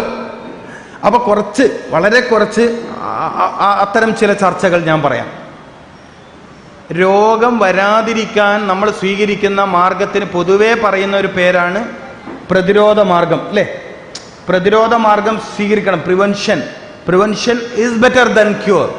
രോഗം വന്ന് ചികിത്സിക്കുന്നതിനേക്കാൾ നല്ലത് രോഗം വരാതെ നോക്കലാണ്. ഈ നോട്ടാണ് നമ്മൾ ആരും നോക്കാത്തത്. ഏത് നോട്ടം? രോഗം വന്ന് ചികിത്സിക്കുന്നതിനേക്കാൾ നല്ലത് രോഗം വരാതെ നമ്മൾ സൂക്ഷിക്കലാണ്. ഇവിടെയാണ് നമ്മൾ തോറ്റുപോയത്. രോഗം വന്നാൽ പോലും ഈ കാര്യം നമ്മൾ ചെയ്യില്ല. ഇസ്ലാമിക വീക്ഷണപ്രകാരം, ഖുർആനിക ശാസ്ത്രപ്രകാരം നമ്മളത് സംസാരിക്കുമ്പോൾ ഒരു മനുഷ്യൻ്റെ ആരോഗ്യം സംരക്ഷിക്കപ്പെടുന്നതിൽ ഏറ്റവും പ്രധാനപ്പെട്ട കാര്യമാണ് പ്രതിരോധം. പ്രതിരോധം എന്ന് പറയുമ്പോൾ പ്രതിരോധത്തിൻ്റെ പ്രാർത്ഥനയുണ്ട്, പ്രതിരോധത്തിൻ്റെ പ്രവർത്തനങ്ങളുണ്ട്. പ്രതിരോധത്തിനാവശ്യമായ പ്രാർത്ഥന ഉണ്ട്, അത് മാറ്റി നിർത്താൻ പറ്റൂല. പ്രതിരോധത്തിനാവശ്യമായ പ്രാർത്ഥന ഉണ്ട്, പ്രതിരോധത്തിനാവശ്യമായ പ്രവർത്തനങ്ങളുണ്ട്. ഞാൻ പറയുന്നത് മനസ്സിലാവുന്നുണ്ടോ? രോഗം നിങ്ങളുടെ ശരീരത്തിലേക്ക് വരാതിരിക്കാൻ ആവശ്യമായ പ്രതിരോധത്തിൻ്റെ പ്രാർത്ഥന. മനസ്സിലാവുന്നില്ല എന്ന് തോന്നുന്നു. ഇത് മനസ്സിലാവുന്നുണ്ടോ? രോഗം നിങ്ങളുടെ ശരീരത്തിൽ വരാതിരിക്കാൻ ആവശ്യമായ പ്രതിരോധത്തിൻ്റെ പ്രാർത്ഥന. പ്രാർത്ഥിച്ചിട്ട് രോഗത്തെ ഇല്ലാണ്ടാക്കൽന്ന്. അഊദു ബികലിമാത്തില്ലാഹി തമ്മാത്തി മിൻ ശർരി മാ ഖലഖ്. ഇതെന്താ പരിപാടി? സുബഹിന്റെ തുടക്കത്തിലും മഗ്രിബിന്റെ സമയത്തും 3 തവണ വീതം ഈ പ്രാർത്ഥന ചൊല്ലണമെന്ന് സയ്യിദുനാ മുഹമ്മദ് റസൂലുള്ളാഹി. എന്തിനു വേണ്ടിയാണ് പറഞ്ഞത്? നമ്മളെ ചോദ്യം അതാണ്. ഇങ്ങനെ ഒരു പ്രാർത്ഥന ചൊല്ലണമെന്ന് എന്തിനാണ് പറഞ്ഞത്? ഇപ്പൊ മഗ്രിബ് എടുക്കുക. ഇപ്പൊ രാത്രിയാണല്ലോ, നമുക്ക് മഗ്രിബ് എടുക്കാം. മഗ്രിബിന്റെ സമയത്ത് അഊദു ബികലിമാത്തില്ലാഹി തമ്മാത്തി എന്തിനാണ് ചൊല്ലാൻ പറഞ്ഞത്? അതിന്റെ ഒരു ഉത്തരമാണ് അല്ലാഹുമ്മ ഹഫ്ഫദ്നാ ഫീ ളുലുമത്തിൽ ലൈൽ. ഒരു ഉത്തരം, അല്ലാഹുമ്മ ഹഫ്ഫദ്നാ ഫീ ളുലുമത്തിൽ ലൈൽ. രാത്രിയുടെ ഇരുട്ടിൽ എന്താ പ്രശ്നം വരാനുള്ളത്? നിങ്ങൾ ചിന്തിക്കുന്നുണ്ടോ? നിങ്ങൾ ചിന്തിക്കുന്നില്ലേ? ഇവിടെ ശ്രദ്ധിച്ചിട്ട് ചിന്തിക്കുന്നില്ലേ? ളുലുമത്തിൽ ലൈൽ, രാത്രിയുടെ ഇരുട്ടിൽ എന്ത് പ്രശ്നമാണ് മനുഷ്യന് വരാനുള്ളത്? പറയും. രാത്രിയുടെ ഇരുട്ടിൽ എന്തു പ്രശ്നമാണ് മനുഷ്യന് വരാനുള്ളത്? അല്ലാഹുമ്മ ഹഫ്ഫദ്നാ ഫീ ളുലുമത്തിൽ ലൈലി കമാ ഹഫ്ഫദ്തനാ ഫീ ളൗഇൻ നഹാർ. പകലിന്റെ വെളിച്ചത്തിലും എന്തോ പ്രശ്നം വരാനുണ്ട്. പകലിന്റെ വെളിച്ചത്തിലും എന്തോ പ്രശ്നമുണ്ടല്ലോ. പക്ഷെ നീ കാത്തിട്ടുണ്ട്. കമാ ഹഫ്ഫദ്തനാ ഫീ ളൗഇൻ നഹാർ. നീ കാത്തിട്ടുണ്ട്. നീ പകലിന്റെ വെളിച്ചത്തിൽ വരാൻ സാധ്യതയുള്ള രോഗത്തിൽ നിന്ന് എന്നെ കാത്തിട്ടുണ്ട്, പ്രയാസത്തിൽ നിന്ന് എന്നെ കാത്തിട്ടുണ്ട്. രാവിലെ 8 മണിക്ക് മുമ്പ് കൊള്ളുന്ന വെയില് ശരീരത്തിന് ഗുണമാണെങ്കിൽ 8 മണിക്ക് ശേഷം കൊള്ളുന്ന വെയില് അതിൻ്റെ കാഠിന്യം കൂടുന്നതിനനുസരിച്ച് രോഗമുണ്ടാക്കും. നിങ്ങൾക്ക് മനസ്സിലാവുന്നില്ലേ? ഉണ്ടോ? ഉച്ചക്ക് 12 മണിക്കത്തെ വെയിലും സൂര്യൻ്റെതാണ്, രാവിലെ 7 മണിക്കത്തെ വെയിലും സൂര്യൻ്റെതാണ്. ആണോ? അല്ലേ? പക്ഷേ 12 മണിക്കത്തെ വെയില് അങ്ങനെ അങ്ങോട്ട് നിന്നിട്ട് കൊള്ളല് രോഗമാണ്. എന്നാലോ ഒരു പകലിൻ്റെയും ഒരു രാത്രിയുടെയും ആരോഗ്യം ഓരോ ദിവസവും ഉണ്ടാക്കുന്നതിൻ്റെ ഭാഗമായിട്ട് രാവിലെ ഒരു 6 മണിക്ക് ശേഷം സൂര്യൻ ഉദിച്ചുയർന്ന ഉടനെ ഒരു 10 മിനിറ്റ് നേരം വെയിൽ കൊണ്ടില്ലെങ്കിലും നിങ്ങൾ രോഗിയാവും.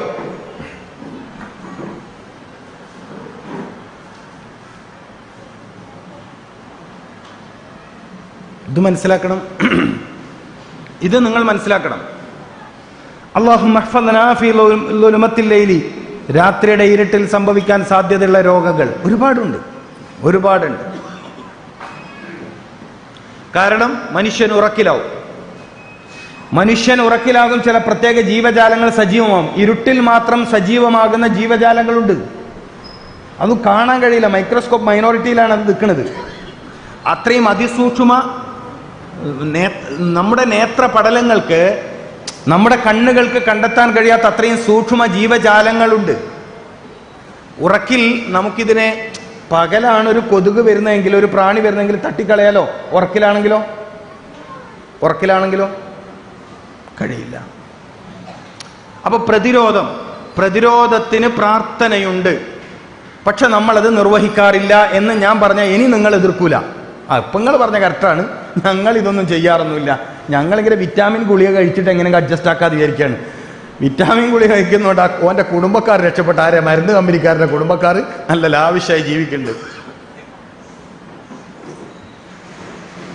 പ്രതിരോധത്തിന് പ്രാർത്ഥന വേണം. എന്തിനാണ് എൻ്റെ പ്രിയപ്പെട്ട മോമിനിങ്ങളെ ആദം നബി അലൈഹിസ്സലാമിനെ കൊണ്ട് അള്ളാഹു ആദ്യം തന്നെ അൽഹംദുലില്ലാ പറയിപ്പിച്ചത് എന്ന് നിങ്ങൾ ചിന്തിച്ചിട്ടുണ്ടോ? നിങ്ങൾ ചിന്തിക്കുക.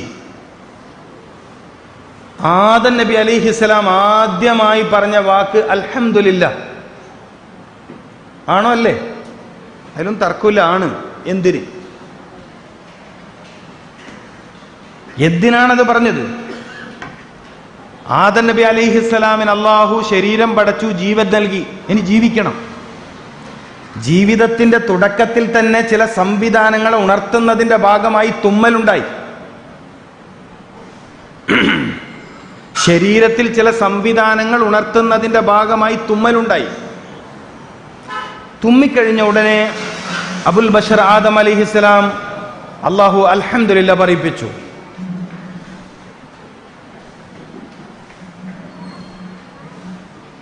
എല്ലാ ഉണർവിൻ്റെയും ഓരോ ദിവസത്തിൻ്റെയും ഉണർവിൻ്റെ തുടക്കത്തിൽ സയ്യിദുനാ മുഹമ്മദ് റസൂലുള്ളാഹി സ്വല്ലല്ലാഹു അലൈഹി വസല്ലമ തങ്ങൾ തൻ്റെ ഉമ്മത്തിനെ പഠിപ്പിച്ചു അൽഹംദുലില്ലാഹില്ലദി അഹ്യാനി ബഅദമാ അമാതനി വ ഇലൈഹിൻ നുശൂർ എന്ന് ചൊല്ലാൻ. നമ്മൾ ചൊല്ലിയില്ല. എന്നിട്ട് രാവിലെ ഒരു നടത്തം. എന്നിട്ട് വല്ലതും കുറഞ്ഞോ? കുറഞ്ഞില്ല. നമുക്ക് കുറയില്ല. നമുക്ക് ചില രോഗങ്ങൾ നടത്തം കൊണ്ട് മാത്രം കുറയില്ല. തിബ്ബുൽ മാഷി, നടത്തം ഏറ്റവും വലിയ ചികിത്സയായി നബി സല്ലല്ലാഹു അലൈഹി വസല്ലം തങ്ങൾ പഠിപ്പിച്ചിട്ടുണ്ട്. ഒരു സംശയം വേണ്ട. നടത്തം വലിയ ചികിത്സയാണ്. പ്രമേഹ രോഗികൾക്ക്, ഹൃദ്രോഗികൾക്ക് വളരെ നല്ല ചികിത്സയാണ് നടത്തം, സംശയം വേണ്ട. പക്ഷേ നിങ്ങൾ സത്യവിശ്വാസിയാണെങ്കിൽ, നിങ്ങൾ അള്ളാഹുവിലും അന്ത്യദിനത്തിലും വിശ്വസിക്കുന്നവരാണെങ്കിൽ സയ്യിദുനാ മുഹമ്മദ് റസൂലുള്ളാഹി സ്വല്ലല്ലാഹു അലൈഹി വസല്ലമ തങ്ങളിലൂടെ മാത്രമാണ് ജീവിത വിജയമെന്ന് നിങ്ങൾ കടുംപിടുത്തം പിടിക്കുന്നവരാണെങ്കിൽ അൽഹംദുലില്ലാ ചൊല്ലാതെ അന്നത്തെ ദിവസത്തെ ശരീരത്തിന്റെ പ്രവർത്തനങ്ങൾ പല അവയവങ്ങൾക്കും ശരിയായി നിർവഹിക്കാൻ കഴിയില്ല. പ്രിയപ്പെട്ട മുഅ്മിനീങ്ങളെ, അന്നത്തെ ദിവസത്തെ ശരീരത്തിന്റെ ഇന്റേണൽ ഓർഗൻസ് ആയാലും എക്സ്റ്റേണൽ ആയാലും ആന്തരികവും ബാഹ്യവുമായ അവയവങ്ങൾക്ക് ശരിയായ രൂപത്തിൽ പ്രവർത്തിക്കാനും അതിൻ്റെ ധർമ്മങ്ങൾ നിർവഹിക്കാനും കഴിയുന്നതിന് സഹായകമായ പ്രാർത്ഥനയാണ് അൽഹംദുലില്ലാഹില്ലദി അഹ്യാനി. ജീവന്റെ ശക്തിയാണ് ആരോഗ്യം. ജീവന്റെ ശക്തി കുറയുമ്പോഴാണ് നിങ്ങൾ രോഗിയായത്. ജീവന്റെ ശക്തി നിലനിൽക്കാനുള്ള ഏറ്റവും വലിയ പ്രതിരോധത്തിന്റെ ദുആ അൽഹംദുലില്ലാഹില്ലദി അഹ്യാനി എന്നതാണ്. ലോകത്തെ വിസ്മയിപ്പിച്ച വൈദ്യശാസ്ത്ര പണ്ഡിതൻ doctor Samuel Hahnemann vital force theory എന്നൊരു സിദ്ധാന്തം മെഡിക്കൽ രംഗത്ത് കൊണ്ടുവന്നിട്ടുണ്ട്. ജീവശക്തി, വൈറ്റൽ ഫോഴ്സ്, ജീവന്റെ ശക്തിയാണ് ആരോഗ്യം എന്ന്. ഇതാണ് നിങ്ങൾ ആകെ മനസ്സിലാക്കേണ്ട ഒരു പോയിന്റ്. നിങ്ങളുടെ ശരീരത്തിൽ നിക്ഷേപിതമായ ജീവന്റെ ശക്തിയാണ് നിങ്ങളുടെ ഹെൽത്ത്. മനസ്സിലാവുന്നില്ല അല്ലേ? മനസ്സിലാവാണ്ടുണ്ടോ? നിങ്ങളിൽ അള്ളാഹു റൂഹ് നിക്ഷേപിച്ചു. റൂഹ്, ഈ റൂഹിൽ നിന്നും ഒരു ഗുണമുണ്ടായി, ഹയാത്ത്, ജീവൻ. ആ ജീവന്റെ ഗുണത്തിലാണ് നിങ്ങൾ ജീവിക്കുന്നത്. നിങ്ങൾ തീരെ പരിഗണിക്കാത്തതും ഈ ജീവനെയാണ്. ജീവൻ പോയാൽ ജലീൽ ദാരിമി ഇവിടെ പ്രസംഗിക്കില്ല. ജീവൻ പോയാൽ എൻ്റെ രൂപമുണ്ട്, എൻ്റെ ഫിഗറുണ്ട്, ഇല്ലേ? ജീവൻ പോയാലും എൻ്റെ ഫിഗർ ഇല്ലേ? പക്ഷേ എനിക്ക് ചലിക്കാൻ പറ്റൂല, ഇളകാൻ പറ്റൂല, ഒന്നും ചെയ്യാനൊക്കില്ല. നിങ്ങൾ ജീവിതത്തിൽ, നിങ്ങൾ ഈ ആയുസ്സിൻ്റെ ഇത്രയും കാലത്തിനിടയിൽ തീരെ പരിഗണിക്കാതെ പോയത് ഈ ജീവനെയാണ്. ജീവശക്തി, അതിനുവേണ്ടി ഒന്നും ചെയ്തില്ല. അൽഹംദുലില്ലാഹില്ലദി അഹ്യാനി. അഹ്യാനി, എന്നെ ജീവിപ്പിച്ചവൻ, ജീവൻ കൊണ്ട് എന്നെ ശക്തിപ്പെടുത്തിയവൻ. ചില അവയവങ്ങളുടെ മരണമാ രോഗം. മനസ്സിലായിട്ടില്ല?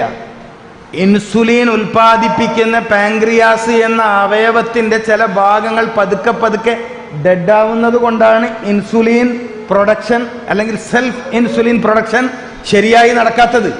അല്ലാണ്ട് പാൻക്രിയാസ് എന്ന അവയവം അവിടെ തീരെ ഇല്ലാണ്ടാവുന്നില്ല. നിങ്ങൾ മനസ്സിലാക്കണേ, വിഷയം മനസ്സിലാക്കണം സഹോദരന്മാരെ. പാങ്ക്രിയാസ് എന്ന അവയവം തന്നെ അവിടുന്ന് നശിക്കുന്നില്ല, അതിൻ്റെ സെല്ലുകൾ. ഇതെന്താ മനസ്സിലാക്കിയാൽ?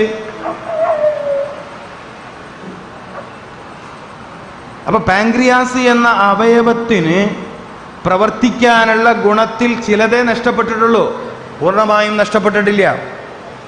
ഈ നഷ്ടപ്പെട്ടതിനെ തിരിച്ചു പിടിക്കാൻ കഴിയും. എന്തു വേണം? ജീവനെ ബലപ്പെടുത്തണം, ജീവനെ ശക്തിപ്പെടുത്തണം. ജീവനെ ബലപ്പെടുത്താനുള്ള ഹിക്മത്തുകൾ പഠിക്കണം. അള്ളാഹു തൗഫീഖ് ചെയ്യട്ടെ. ഞാൻ ആവർത്തിച്ചു പറയാൻ ആഗ്രഹിക്കുന്ന ഒരു കാര്യമുണ്ട്. നിങ്ങൾക്ക് പരിചയമുള്ള ഏതെങ്കിലും ഭൗതികമായ വഴികളിലൂടെ ഇന്ന് നിങ്ങളെ പ്രയാസപ്പെടുത്തുന്ന രോഗങ്ങളിൽ നിന്ന് രക്ഷപ്പെടാമെന്ന് ദയവ് ചെയ്ത് തെറ്റിദ്ധരിക്കണ്ട. ആവർത്തിക്കാം ഞാൻ ആ വാക്ക്. നിങ്ങൾക്ക് പരിചയമുള്ള, ആവർത്തിക്കാണ്, നിങ്ങൾക്ക് പരിചയമുള്ള ഏതെങ്കിലും ഭൗതികമായ വഴികളിലൂടെ നിങ്ങൾ അകപ്പെട്ടു പോയ ശാരീരിക പ്രശ്നത്തിൽ നിന്ന് നിങ്ങൾക്ക് രക്ഷപ്പെടാൻ കഴിയുമെന്ന് നിങ്ങൾ തെറ്റിദ്ധരിക്കണ്ട. വ്യാമോഹമാണത്. മനസ്സിലായിട്ടില്ല? മനസ്സിലായിട്ടില്ല? നിങ്ങൾക്ക് മനസ്സിലായിട്ടില്ല? നിങ്ങൾ പറയുന്നത് വലിയ ഹോസ്പിറ്റലാണ് ഞാൻ ചികിത്സിക്കുന്നത്, സൂക്കേട് മാറുന്നില്ല. അപ്പൊ ഹോസ്പിറ്റലിന്റെ സ്ക്വയർ ഫീറ്റ് അല്ല രോഗം മാറ്റുന്നത്. നിങ്ങൾക്ക് മനസ്സിലായോ? ഹോസ്പിറ്റലിന്റെ സ്ക്വയർ ഫീറ്റ് അല്ല സൂക്കേട് മാറ്റുന്നത്, ഡോക്ടറുടെ ബിരുദാനന്തര ബിരുദം അല്ല സൂക്കേട് മാറ്റുന്നത്. മറ്റെന്തോ ആണ്, മറ്റെന്തോ ആണ്. അതെന്താണെന്നാ കണ്ടുപിടിക്കേണ്ടത്. അല്ലെങ്കിൽ നിങ്ങൾ പറയും 20 കൊല്ലമായില്ലേ ആ ഡോക്ടറുടെ മരുന്ന് കുടിക്കാൻ തുടങ്ങിയിട്ട്, അപ്പം പിന്നെ എന്തിനാ മരുന്ന് കുടിച്ച്? എൻ്റെ സ്വാഭാവികമായ ചോദ്യമാണ്, 20 കൊല്ലമായില്ലേ നിങ്ങൾ സൂക്കേടിന് മരുന്ന് കുടിക്കാൻ തുടങ്ങിയിട്ട്? പലരും രോഗം കാണിക്കാൻ തുടങ്ങിയപ്പോൾ ഒരു രോഗം ഉണ്ടായില്ല, ഇപ്പം 4 5 ആയി. നിഷേധിക്കാൻ പറ്റുമോ ആർക്കെങ്കിലും? നിങ്ങൾ ആ ഹോസ്പിറ്റലിൻ്റെ പേരൊന്നും ഞാൻ പറഞ്ഞില്ല. നിങ്ങൾ ആടെ ഫസ്റ്റ് പോകുമ്പോൾ എത്ര രോഗം ഉണ്ടായിന്? 1. പലർക്കും 1. ശരിയാവുന്നില്ല അല്ലേ പറയുന്നത്? നിങ്ങൾ ഹോസ്പിറ്റലിൽ ആദ്യമായിട്ട് പോകുമ്പോൾ എത്ര സൂക്കേട് ഉണ്ടായത്? 1 തന്നെയാ തുടക്കം, എല്ലാത്തിൻ്റെയും തുടക്കം തന്നെ. ഇപ്പൊ ഇന്ന് എത്രയായി? ഇതെന്തൊരു സംഭവമാണ്. മുമ്പ് പ്രൊഫസർ ജെയിംസ് എന്ന് പറഞ്ഞിട്ട് അലോപ്പതി മെഡിക്കൽ രംഗത്തെ വലിയൊരു സംഭവമാണ് പ്രൊഫസർ ജെയിംസ്. അദ്ദേഹത്തിൻ്റെ ഒരു കുറിപ്പ് ഞാൻ വായിച്ചിട്ടുണ്ട്.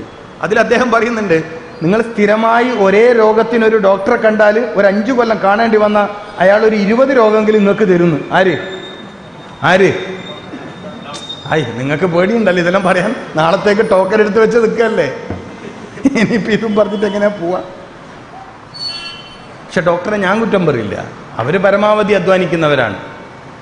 നിങ്ങൾ ചുളുവിൽ കാര്യം നേടാന്ന് വിചാരിക്കുന്നവരാണ്. നിങ്ങൾ പൊതുജനങ്ങൾക്കൊരു ധാരണയുണ്ട്, ചുളുവിൽ അങ്ങോട്ട് കാര്യം നേടാം. ഇത് ഇൻസുലിൻ അങ്ങനെ കുത്തിവെച്ചതിൻ്റെ പേരിൽ പിന്നെ ഇയാൾക്ക് പ്രമേഹം ഉണ്ടാവില്ല എന്നാ വിചാരം. അങ്ങനെ പുതിയ രോഗം ഉണ്ടാവും. ഡയബറ്റിക് റെറ്റിനോപ്പതിയോ ഡയബറ്റിക് ഫൂട്ടോപ്പതിയോ ഡയബറ്റിക് നെഫ്രോളജിയോ അങ്ങനെ പുതിയ രോഗം നിങ്ങൾക്കുണ്ടാവും. തുടക്കം ഒരു പ്രമേഹമായിരുന്നു, പിന്നെ കണ്ണിന് പിടിച്ച്, കാലിന് പിടിച്ച്, ലിവറിന് പിടിച്ച്, എണ്ണിക്കോ. നിസ്സാര കാര്യമാണോ ഇത്? നിങ്ങളിത് ചിന്തിക്കുന്നില്ലേ പ്രിയപ്പെട്ട മുഅ്മിനീങ്ങളെ? ഇത് നിസ്സാര കാര്യമാണോ? നിങ്ങൾക്ക് ആരംഭത്തിൽ ഒരു രോഗമായിരുന്നു, ഡോക്ടറെ മുടങ്ങിയിട്ടില്ല. ചില ആളൊക്കെ കാണിക്കാൻ വലിയ കെട്ടുകൊണ്ടിരും, പഴയ റേഷൻ കടയിലെ പുസ്തകം പോലെ, അത്രയും പഴക്കങ്ങളൊക്കെ ഉണ്ടാവും.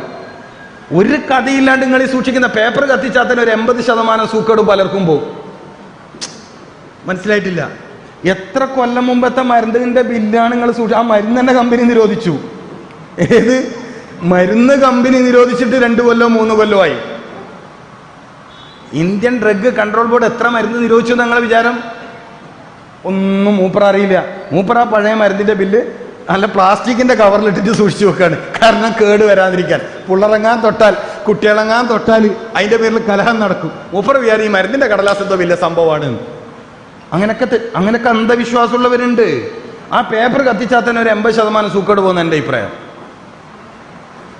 നിങ്ങൾ വീട്ടിൽ പോയി നോക്കി, ഇന്ന് പല രോഗികളുടെയും ഫയലുകളുടെ കൂട്ടത്തിൽ എത്ര കൊല്ലം മുമ്പ് വരെ കാണിച്ച മരുന്നുകളുടെ. പിന്നെ ചില ഉപകാരം ഡോക്ടർമാർക്കുണ്ട്.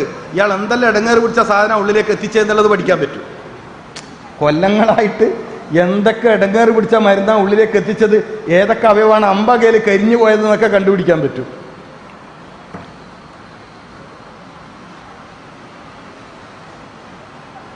നിങ്ങൾ ആലോചിക്കും പ്രിയപ്പെട്ട മുഅ്മിനീങ്ങളെ, തുടക്കത്തിൽ ഒരു രോഗം, ഇപ്പം പല രോഗം. ആശുപത്രി പോകുമ്പോൾ ഒറ്റ സുഖേടേ ഉണ്ടായിട്ടുള്ളൂ. ഇതൊക്കെ എങ്ങനെയാണ് സംഭവിച്ചത് നിങ്ങളൊന്ന് ആലോചിക്കും. കാരണം മരുന്നുകൊണ്ടൊന്നും, ഞാൻ അതുകൊണ്ടാണ് പറഞ്ഞത്, നിങ്ങൾക്ക് പരിചയമുള്ള ഭൗതികമായ എന്തെങ്കിലും വഴിയിലൂടെ നിങ്ങൾ അകപ്പെട്ട പ്രയാസത്തിൽ നിന്ന് നിങ്ങൾക്ക് രക്ഷപ്പെടാൻ കഴിയുമെന്ന് നിങ്ങൾ ആരും വ്യാമോഹിക്കേണ്ട. 20-30 കൊല്ലമായിട്ട് നിങ്ങൾ ആരും രക്ഷപ്പെട്ടിട്ടില്ല. ഞാൻ പറഞ്ഞ കറക്റ്റാണ്, വിത്ത് എവിഡൻസ്. എൻ്റെ അടുത്ത് പ്രൂഫുണ്ട്. ഞാൻ കൃത്യമായതാണ് പറയുന്നത്. പകരം നമ്മുടെ മുമ്പിൽ വളരെ ലളിതമായ, വളരെ എളുപ്പമുള്ള, സത്യസന്ധമായ ഒരു വഴിയുണ്ട്. അലൈക്കും ഷിഫായിൻ. രോഗം വന്നാൽ നിങ്ങൾ അങ്ങനെ ബേജാറായി നിൽക്കേണ്ട. അലൈക്കും ഷിഫായിൻ. രോഗം മാറാൻ 2 മാർഗങ്ങൾ ഞാൻ നിങ്ങൾക്ക് പറഞ്ഞുതരാം. സയ്യിദുനാ മുഹമ്മദ് റസൂൽ. ചികിത്സിക്കണ്ട എന്നൊന്നും ഇസ്ലാമിന് വാദമില്ല. ചികിത്സിക്കണം. നല്ല കഴിവുള്ള ഡോക്ടറെ കാണിക്കണം. നല്ല കഴിവുള്ള ഡോക്ടറെ കാണിക്കണം. നീതിമാനായ ഡോക്ടറെ കാണിക്കണം. മനുഷ്യത്തുള്ള ഡോക്ടറെ കണ്ടെത്തി അവരെ കാണിക്കണം. അത് ഉപേക്ഷിക്കാൻ പാടില്ല.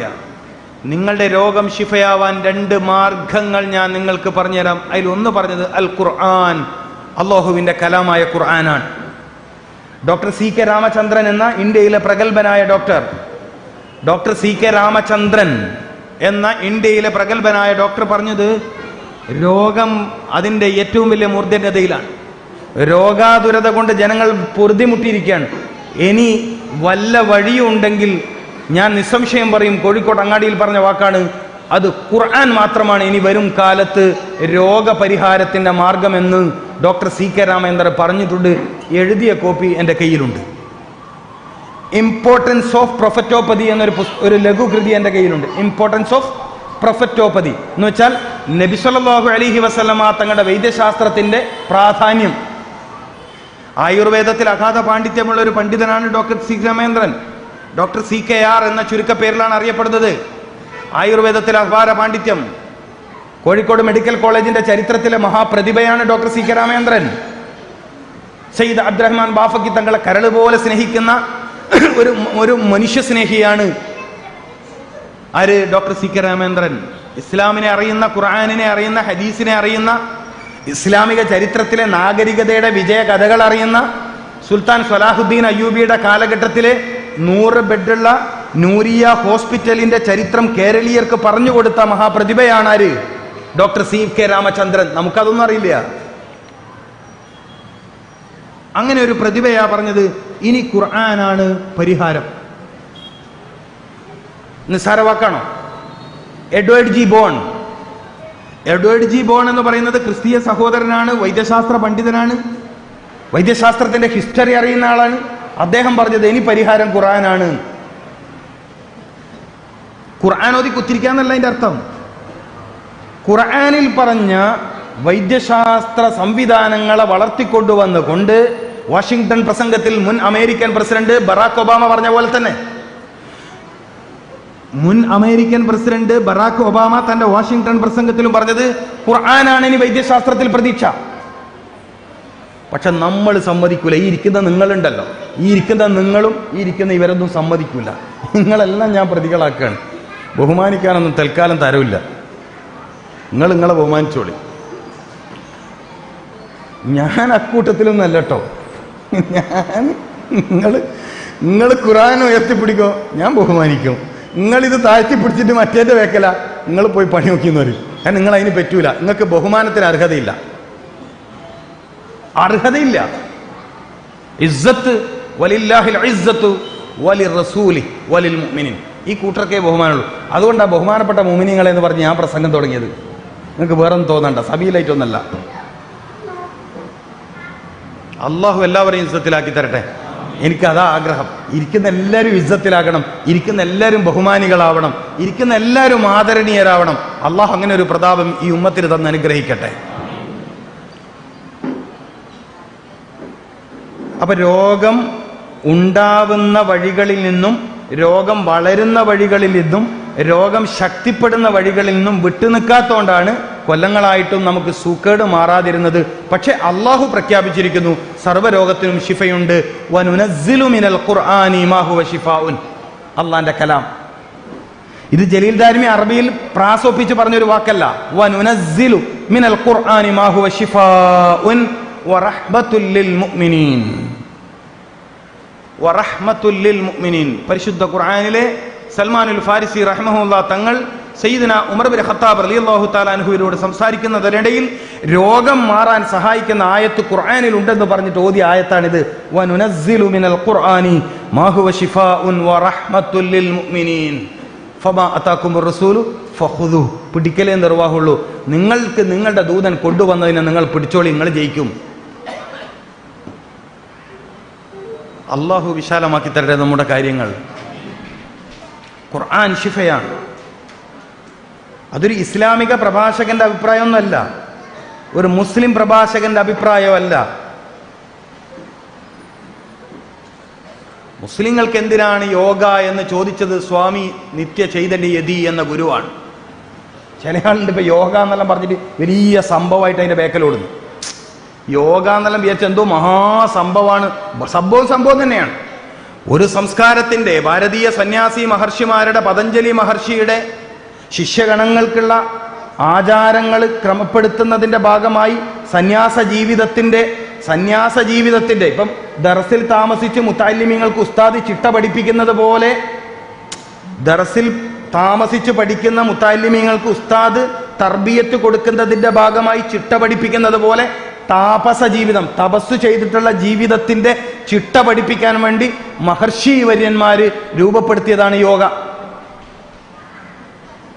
ഈ അടുത്ത കാലത്ത് ആയുർവേദത്തിന്റെ ഭാഗമായി ഹഠയോഗ എന്ന പേരിൽ ചികിത്സയിലേക്ക് അതിനെ മിക്സ് ചെയ്തു എന്നല്ലാതെ യോഗ ഒരു ചികിത്സാക്രമമല്ല. എന്നാൽ ശരിയായ യോഗ അറിയുന്ന ഒരു ഗുരുവിൽ നിന്ന് ചില ലളിതമായ യോഗക്രമങ്ങൾ, വളരെ ലളിതമായ ചില യോഗക്രമങ്ങൾ അതിസമർത്ഥനായ ശരീരശാസ്ത്രം അറിയുന്ന ഒരു വൈദ്യ പണ്ഡിതൻ നിർദ്ദേശിച്ചാൽ ചെയ്യുന്നതിന് എതിരൊന്നല്ല. പക്ഷേ ശരിയായ യോഗ പരിശീലനം മതത്തിന് ചേരാത്തതാണ്. കാരണം പതഞ്ജലി മഹർഷി എന്ന മഹാഗുരുവര്യൻ സ്ഥാപിച്ച യോഗ തൗഹീദിന് നിരക്കാത്തതാണ്. അത്രേ ഞാൻ പറയുന്നുള്ളൂ, തൗഹീദിന് നിരക്കാത്തതാണ്.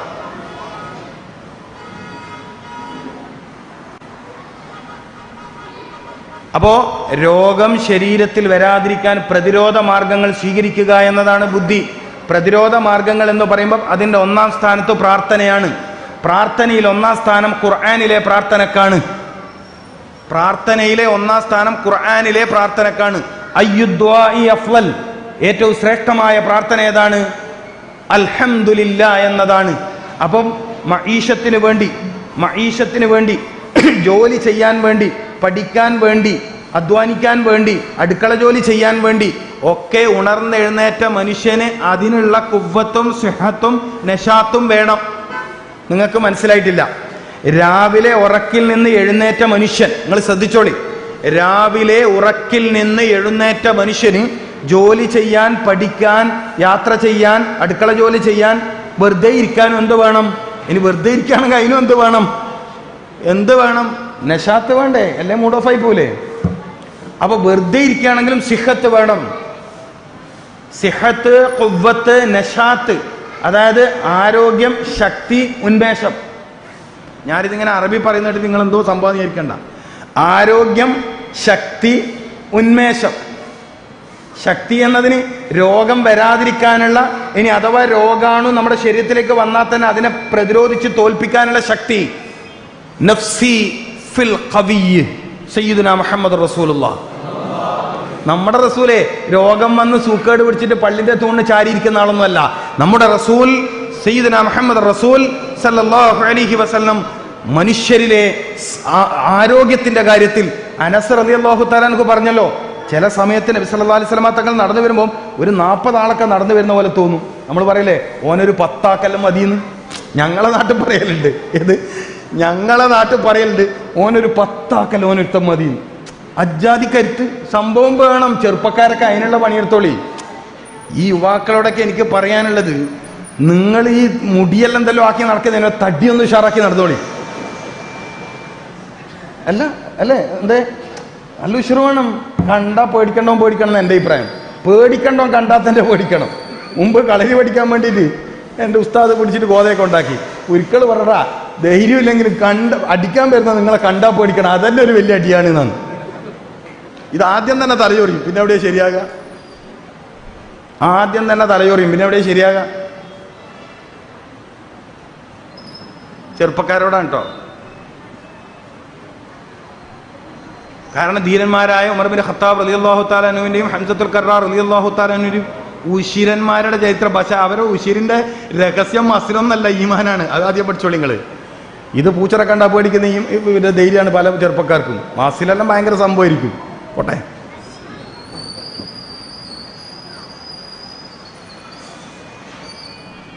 അതല്ലേ എന്തെങ്കിലുമൊക്കെ നിയമമൊക്കെ വന്നു എന്ന് പറയുമ്പോൾ നമുക്ക് ബേജാറ് വരുന്നത്. ആർത്തിരമ്പുന്ന കടൽ തിരമാലകൾക്ക് മുമ്പിൽ പേടിക്കാത്തവരാണ് നമ്മുടെ പൂർവികർ. അറിയോ നിങ്ങൾക്ക്? പേടി പറയരുത് ഈ ഉമ്മത്തിന്റെ മുമ്പിൽ ആരും. ഈ ഉമ്മത്തിനാരും പേടിപ്പിക്കരുത്. ഉള്ളാളത്ത് മറവിട്ട് കിടക്കുന്ന സയ്യിദ് മദനി എന്ന് പറയുന്ന ആ വലിയ എങ്ങനെ അവിടെ വന്നേക്കണ്? എങ്ങനെ വന്നിരിക്കുന്നത്? അതായത് നമ്മുടെ ഒരു പാരമ്പര്യം അതാണ്. ഉശിരിന്റെ, ഉണർവിന്റെ, തടുക്കേണ്ടവനെ തടുക്കുന്നതിന്റെ, നിലക്ക് നിർത്തേണ്ടവനെ നിലക്ക് നിർത്തുന്ന ഒരു പാരമ്പര്യമുണ്ട്. പക്ഷെ അതിൻ്റെ ഒരു എസൻസ് ഈമാനാണ്. അതുണ്ടെങ്കിൽ നിങ്ങൾ ഈ വർത്താനം പറയണ്ട. ഇല്ലെങ്കിൽ പിന്നെ മുണ്ടാട്ട് എന്നിട്ട് ഉള്ള കടലാസിലൊക്കെ ഒപ്പിടുന്ന തന്നെയാണ് നല്ലത്. വെറുതെ ചൊറക്ക് വെക്കണ്ട. ഉള്ള കടലാസിൽ ഒപ്പിട്ട് തീർന്ന് വെള്ളക്കൊടി കാണിച്ചാൽ പിന്നെ യുദ്ധമില്ലല്ലോ. കഴിയുന്ന പണിയെടുത്താൽ മതിയെന്ന്. അപ്പോ സിഹത്ത്, കുവ്വത്ത്, നശാത്ത്, ഇബാദത്തിന് ഇത് അനിവാര്യമാണ്. ഫത്ഹുൽ മുഈൻ എന്ന ലോക പ്രശസ്തമായ കർമ്മശാസ്ത്ര ഗ്രന്ഥത്തിൽ നിസ്കാരത്തിലേക്ക് പോകുന്നതുമായി ബന്ധപ്പെട്ട് മഹാനവറുകൾ എഴുതി വെച്ച ഒരു മത്തനെന്താ? ബി നശാത്തിൻ, ഉണർവോടെ, ഉന്മേഷത്തോടെ. ഇപ്പൊ എത്രാക്കാണ്?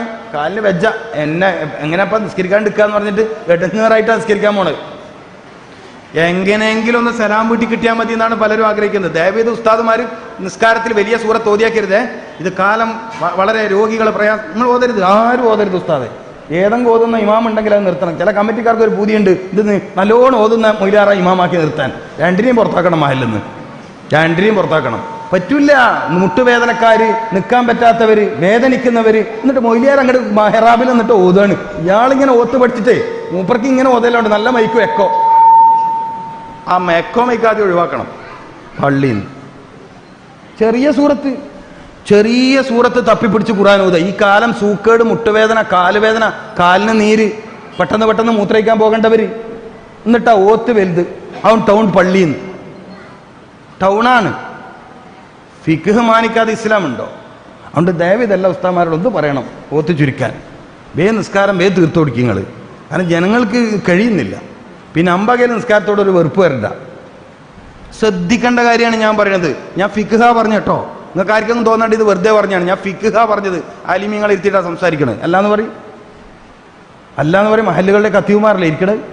അല്ലാന്ന് പറയും ഫുഖഹാക്കൾ അങ്ങനെ പറഞ്ഞിട്ടില്ല എന്ന് പറയും. മനുഷ്യനെ പരിഗണിക്കുക എന്നതാണ് മതം. മനുഷ്യനെ എളുപ്പം ചെയ്തു കൊടുക്കലാണ് മതം. യുരീദുല്ലാഹു ബിക്കുമുൽ യുസ്ർ. അള്ളാഹു നിങ്ങൾക്കൊക്കെ എളുപ്പം ഉദ്ദേശിക്കണേ. എന്നാൽ ചില ആളുകൾ അത് വിട്ടുകൊടുക്കൂല. ചില ആളുകൾ അങ്ങോട്ട് ഇടങ്ങേറാക്കും. സുബീന്റെ ഒക്കെ നിസ്കാരത്തിന് പോയാൽ പെട്ട് അങ്ങോട്ട് ഓത് തന്നെ. മുമ്പ് നിൽക്കാതിരിക്കാൻ മുട്ടുവേദന ഉള്ളത്. 10-15 കൊല്ലം മുമ്പ് നിങ്ങൾ തബാർക്ക് ഓതിക്കൊള്ളി, പ്രശ്നമില്ല. അന്ന് മുട്ടുവേദന ഉണ്ടോ? ഇടങ്ങേറാക്കരുത് മനുഷ്യന്മാരെ. സയ്യിദുനാ മുഹമ്മദ് റസൂലുള്ളാഹി സ്വല്ലല്ലാഹു അലൈഹി വസല്ലം തങ്ങൾ എല്ലാവർക്കും എളുപ്പം ചെയ്തു കൊടുത്ത നായകനാണ്, ദൂതരാണ്. നിങ്ങളായിട്ട് ഇടങ്ങേറാക്കരുത്. അള്ളാഹു എല്ലാവർക്കും എളുപ്പം പ്രദാനം ചെയ്യട്ടെ കേട്ടോ. ഒക്കെ നിയമമായിട്ട് തന്നെ വരണം എന്ന് എൻ്റെ അഭിപ്രായം. അപ്പം അൽഹംദുലില്ലാഹില്ലദീ അഹ്യാനി എന്നതിൽ പരിശുദ്ധ റസൂലുള്ളാഹി സ്വല്ലല്ലാഹു അലൈഹി വസല്ലമ തങ്ങൾ പ്രഭാതത്തിലെ പ്രാർത്ഥനയായി, ഉണർവിന്റെ സമയത്തെ പ്രാർത്ഥനയായി പഠിപ്പിച്ചതിൽ നിന്റെ ശരീരത്തിലെ ജീവനെ ശക്തിപ്പെടുത്തുന്ന വലിയ രഹസ്യങ്ങളുണ്ട്. ഇമാം ഷാഫിഈ റളിയല്ലാഹു തആല അൻഹു ആരോഗ്യത്തിന് 4 തത്വങ്ങൾ പറഞ്ഞു. 4 എണ്ണം. ഇമാം ഷാഫിഈ റളിയല്ലാഹു തആല അൻഹു ഒരു മനുഷ്യൻ ആരോഗ്യവാനാകുന്നതിന്റെ 4 തത്വങ്ങൾ അവതരിപ്പിച്ചിട്ടുണ്ട്. ഷാഫിഈ റളിയല്ലാഹു തആല അൻഹുവിനെ കേൾക്കാത്തവരുണ്ടോ? ഇല്ല. ഇതിലൊന്ന് പ്രഭാതത്തിലെ ഉണർച്ച. ഇസ്ലാമിക സമൂഹത്തിന്റെ വളർച്ചയുടെ വലിയ രഹസ്യങ്ങൾ അറിയാൻ പരിശ്രമം നടത്തി പഠിച്ച ചില ആളുകൾ കണ്ടെത്തിയത് അവരുടെ പ്രഭാതത്തിലെ ഉണർച്ചയാണ് ഒന്നാമത്തെ കാരണം പറഞ്ഞത്. പ്രഭാതത്തിലെ ഉണർച്ച, ഫജ്റിന്റെ നേരത്തെ ഉണർച്ച. അപ്പൊ രോഗികൾ നിർബന്ധമായും ഫജ്റിൽ ഉണരണം, എന്നാ സൂക്കേട് കുറയും. കാരണം സൂക്കേട് കുറയാൻ സഹായിക്കുന്ന ഒരു പ്രത്യേക സംവിധാനം അല്ലാഹു സുബ്ഹാനഹു വ തആല ഈ വായുമണ്ഡലത്തിൽ സ്വർഗീയ പരിമളമായി ഒരുക്കിയത് ഫജ്റിലാണ്. അതുകൊണ്ടാണ് ആ സമയത്ത് ഉറങ്ങിപ്പോകുന്നതിനെ തൊട്ട് നമ്മുടെ ഉസ്താദുമാർ നമുക്ക് ദുആ ചെയ്യുന്നത് എന്ത്? അല്ലാഹുമ്മ നബ്ബിഹിനാ അൻ നൗമത്തിൽ ഗാഫിലിൻ, അല്ലാഹുവേ ഉറക്കം തൂങ്ങിപ്പോകുന്ന അവസ്ഥയെ തൊട്ട് ഒന്ന് ഉണർത്തി തരണേ. കാരണം ഉണരേണ്ട സമയത്ത് ഉണർന്നിട്ടില്ലെങ്കിൽ ചിലത് നഷ്ടപ്പെട്ടു പോകും. അതിൽ ഏറ്റവും വലുതാണ് ആരോഗ്യം. മനസ്സിലാവാണ്ടോ? ഞാൻ സ്പീഡായി പോയോ? സ്പീഡായി. അതായത് അല്ല, പറയുന്നത് ഓരോന്നും പഠിച്ചിട്ടില്ലെങ്കിൽ എൻ്റെ ഈ പരിശ്രമം നഷ്ടത്തിലായി പോകുകൊണ്ടാണ് നിങ്ങൾക്ക് തോന്നി ഇതെല്ലാം ആവർത്തിച്ച് പറയുന്നതെന്ന്. ഹത്താ തഫ്ഹമ അൻഹു അആദഹ തലാസൻ ഹത്താ തഫ്ഹമ അൻഹു, അതാ കലാമ് കേട്ടാ. ഉസ്താദ്മാർക്ക് മനസ്സിലായില്ല ഞാൻ പറഞ്ഞത്? ആവർത്തിച്ച് പറയുന്നത് കൗമിന് തിരിയാൻ തന്നെയാണ്, കൗമിൽ അത് സ്ഥിരപ്പെടാനാണ്. അത് റസൂലുള്ളാഹി സല്ലല്ലാഹു അലൈഹി വസല്ലമ തങ്ങളുടെ ശൈലിയാണ്. നമ്മുടെ വിഷയം പ്രഭാതത്തിൽ ഉണ്ടത്രേ, അൽഹംദുലില്ലാഹ് ഉണ്ടത്രേ. ഇമാം ഷാഫിഈ റളിയല്ലാഹു തആല അൻഹുവിലേക്ക് അതിനിടയിൽ ഒന്ന് പോയതാ. എന്തിനാ പോയത്? 4 വലിയ തത്വങ്ങൾ ആരോഗ്യ വിഷയത്തിൽ അവതരിപ്പിച്ച മഹാനായ വൈദ്യശാസ്ത്ര പണ്ഡിതനാണ് ഇമാമുന ഷാഫിഈ റളിയല്ലാഹു തആല അൻഹു. നമ്മളിൽ പലരുടെയും ധാരണ ഇമാം ഷാഫിഈ റളിയല്ലാഹു ഫിഖ്ഹിന്റെ കുറച്ച് കിതാബെല്ലാം എഴുതിയ ആളാണെന്നാ. ആണ് അല്ലാന്നല്ല. എന്നാൽ വൈദ്യശാസ്ത്രത്തിലെ മഹാതത്വങ്ങൾ അവതരിപ്പിച്ച വലിയ സയന്റിസ്റ്റ് ആയിരുന്നു, ശാസ്ത്രജ്ഞനായിരുന്നു മഹാനായ ഇമാം ഷാഫിഈ റളിയല്ലാഹു തആല അൻഹു. ആ മഹാനുഭാവൻ കുറെ ഫോർമുലകൾ മുന്നോട്ട് വെച്ചിട്ടുണ്ട്. അതിലൊന്നാണ് പ്രഭാതത്തിലെ ഉണർച്ച. ഏത് പ്രഭാതത്തിലെ? സൂര്യൻ ഉദിച്ചാലും പ്രഭാതം തന്നെയാണ്. സൂര്യൻ ഉദിച്ചാലും പ്രഭാതം തന്നെയാണ്. പക്ഷെ പ്രഭാതം, പൂർവപ്രഭാതം, ആദി പ്രഭാതം, പ്രഭാതം, 3 പ്രഭാതം എത്രനായി? അതായത് ഫജ്ർ സ്വാദിക്ക് സുബീന്റെ ബാങ്ക് കൊടുത്ത പാടുള്ള സമയം, പിന്നെ സൂര്യൻ ഉദിച്ചിട്ടുള്ള സമയം. മനസ്സിലാകുന്നില്ല എന്ന് തോന്നുന്നല്ലോ, ചിലതങ്ങോട്ട് ശരിയാവുന്നില്ല എന്ന് തോന്നുന്നല്ലോ. ഇശാഇന്റെ വഖത്ത് അവസാനിച്ച് എന്താ സുബീന്റെ സമയം ആയോ? ഇല്ല. ഫജ്റിന്റെ സലാത്തില്ലേ, തഹജ്ജുദ് നിസ്കരിക്കുന്ന സമയമില്ലേ, അതന്നെ. നമ്മളെല്ലാവരും ആ 4 മണിക്ക് എണീക്കുന്നുണ്ടല്ലോ, അതന്നെ സമയം. ഈ സമയത്തെ ഉണർവ് ബുദ്ധിശക്തി, ഓർമ്മശക്തി, ഹൃദയശക്തി, മസ്തിഷ്ക ശക്തിയൊക്കെ നിങ്ങൾക്ക് ഉണ്ടാക്കി തരും. ഹൃദയത്തെ ബലപ്പെടുത്തും, മസ്തിഷ്കത്തെ ശക്തിപ്പെടുത്തും. ഇത് രണ്ടും ബലപ്പെട്ടാൽ നിങ്ങളുടെ ശരീരം മുഴുവൻ സലാമത്തായില്ലേ? ഞാൻ നേരത്തെ പറഞ്ഞില്ലേ, ബാങ്ക് കേൾപ്പിക്കലുടെ ഹൃദയം വഴി മസ്തിഷ്കത്തെ ബലപ്പെടുത്തിക്കൊണ്ട് ശരീരത്തിന്റെ സർവ്വ അവയവങ്ങളെയും ശക്തിപ്പെടുത്തുക എന്ന ഒരു വലിയ രഹസ്യമാണ് ഇസ്ലാം മുന്നോട്ട് വെച്ചത്. ജനിച്ച് ഉമ്മാന്റെ പള്ളയിൽ അള്ളാന്റെ ഒരു പ്രത്യേകമായ തർബിയത്തിൽ, ഒരു പ്രത്യേക സംരക്ഷണത്തിൽ ജീവിച്ച മനുഷ്യൻ വായുവും വെള്ളവും വെളിച്ചവും ഇരുട്ടും ഒക്കെ ഉള്ള ഒരു പ്രത്യേക ലോകത്തേക്കാണ് വരുന്നത്. ഇവിടെ ഒറ്റ ടൈപ്പാണ്. എവിടെ? ഉമ്മാന്റെ പള്ളയിൽ ഒറ്റ ടൈപ്പാണ്, ഒരു കാലാവസ്ഥയാണ്. എന്നാൽ നീ ജനിച്ചു വീണ ഭൂമിയിലോ ഇടക്ക് വെളിച്ചം, ഇടക്ക് ഇരുട്ട്, ഇടക്ക് ചൂട്, ഇടക്ക് തണുപ്പ്. മനസ്സിലാകുന്നുണ്ടോ? ഈ ഒരു അവസ്ഥയോട് നിന്റെ ശരീരത്തിന് ഈ അവസ്ഥകളോട് പിടിച്ചു നിൽക്കാൻ കഴിയണമെങ്കിൽ നീ ആദ്യം അള്ളാഹുവുമായി ബന്ധപ്പെട്ട കലാമ് കേൾക്കണം. ഈ ലോകത്തെ ഏറ്റവും വലിയ ശക്തി വാക്കുകൾക്കാണ്. ഈ ലോകത്തെ ഏറ്റവും വലിയ ശക്തി വാക്കുകൾക്കാണ്. അള്ളാഹുവിന്റെ ഒരു വാക്കിൽ നിന്നാണ് ഈ പ്രപഞ്ചമുണ്ടായത്. അള്ളാഹു കുൻ എന്ന് പറഞ്ഞപ്പോഴാണ് ഈ പ്രപഞ്ചമുണ്ടായത്. അള്ളാഹു കുൻ എന്ന് പറഞ്ഞപ്പോഴാണ് പ്രപഞ്ചത്തിലെ ആദ്യത്തെ കഅബാലയം ഉണ്ടായത്. ഫൈദ അറാദ ശൈഅൻ യഖൂല ലഹു കുൻ ഫയകൂൻ. ഭൂമിയിലെല്ലാം ഉണ്ടാവുന്നത് കുൻ എന്നതിന്റെ പിറകെയാണ്. ഭൂമിയിലെല്ലാം ഉണ്ടാകുന്നത് കുൻ എന്നതിന്റെ പിറകെയാണ്. കുൻ എന്ന് പറഞ്ഞാൽ ഫയകൂനു. അപ്പൊ കുൻ എന്ന് പറയണമെങ്കിൽ അള്ളാഹു ഉദ്ദേശിക്കണം. അള്ളാഹു ഉദ്ദേശിക്കണമെങ്കിൽ അടിമയുടെ കൽബിൽ അങ്ങനെ ഒരു ഉദ്ദേശം വരണം.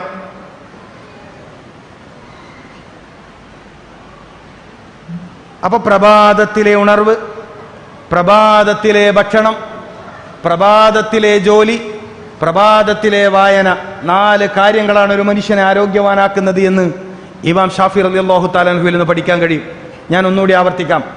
പ്രഭാതത്തിലെ ഉണർച്ച, പ്രഭാതത്തിലെ ഭക്ഷണം, പ്രഭാതത്തിലെ ജോലി. അതായത് ജോലി ചെയ്യാൻ രാവിലെ തന്നെ ഇറങ്ങണം. ജോലി ചെയ്യാൻ രാവിലെ ഇറങ്ങണം, അതൊരു ബർക്കത്താണ്.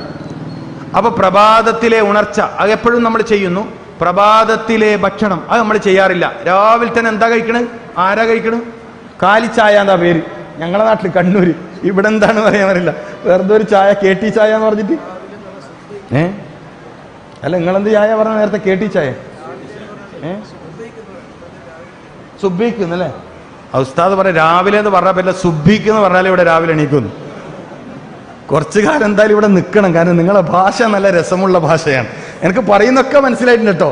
നിങ്ങൾ എല്ലാവരും പ്രസംഗം എനിക്ക് മനസ്സിലായിട്ടുണ്ട്, മനസ്സിലായില്ലേ? എല്ലാവരും പറയുന്നത് എനിക്ക് മനസ്സിലായിട്ടുണ്ട്. എല്ലാം വേണമെങ്കിൽ ഞാൻ പറഞ്ഞുതരാം, പക്ഷെ എനിക്ക് പറയാൻ കിട്ടുന്നില്ല. സാരമില്ല, കുറച്ച് കഴിഞ്ഞാൽ പറയും.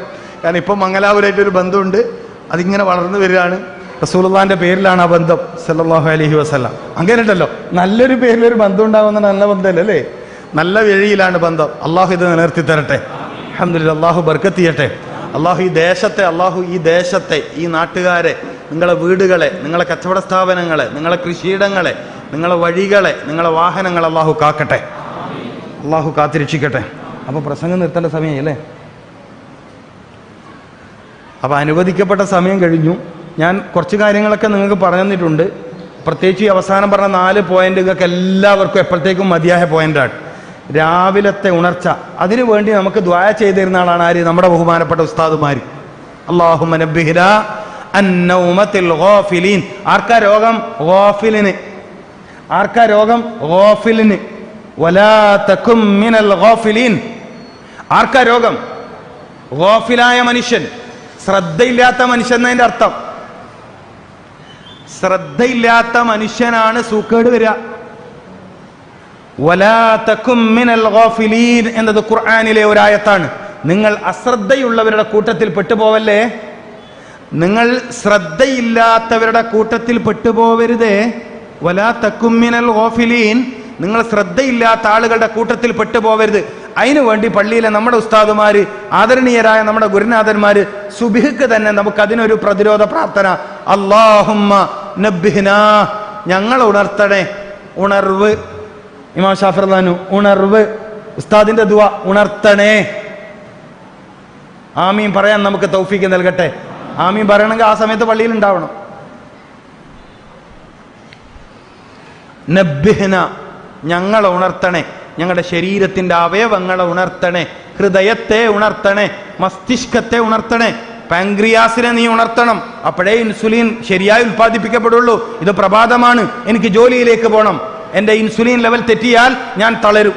എൻ്റെ കരളിനെ നീ ഉണർത്തണം. കാരണം കരള് ശരിയായി പ്രവർത്തിച്ചിട്ടില്ലെങ്കിൽ എൻ്റെ ശരീരം വിഷമയമാവാൻ സാധ്യതയുണ്ട്, ഞാൻ തളർന്നു പോവും. എൻ്റെ മസിലുകളെ നീ ഉണർത്തണം, ഇല്ലെങ്കിൽ എൻ്റെ ചലനങ്ങൾക്ക് പ്രശ്നമാണ്. എൻ്റെ ശരീരാവയവങ്ങൾ ചലിപ്പിക്കണ്ടേ, അതിന് നീ എൻ്റെ മസിലുകളെ ഉണർത്തണം. നബ്ബിഹിന, ഞങ്ങളെ ഉണർത്തണേ.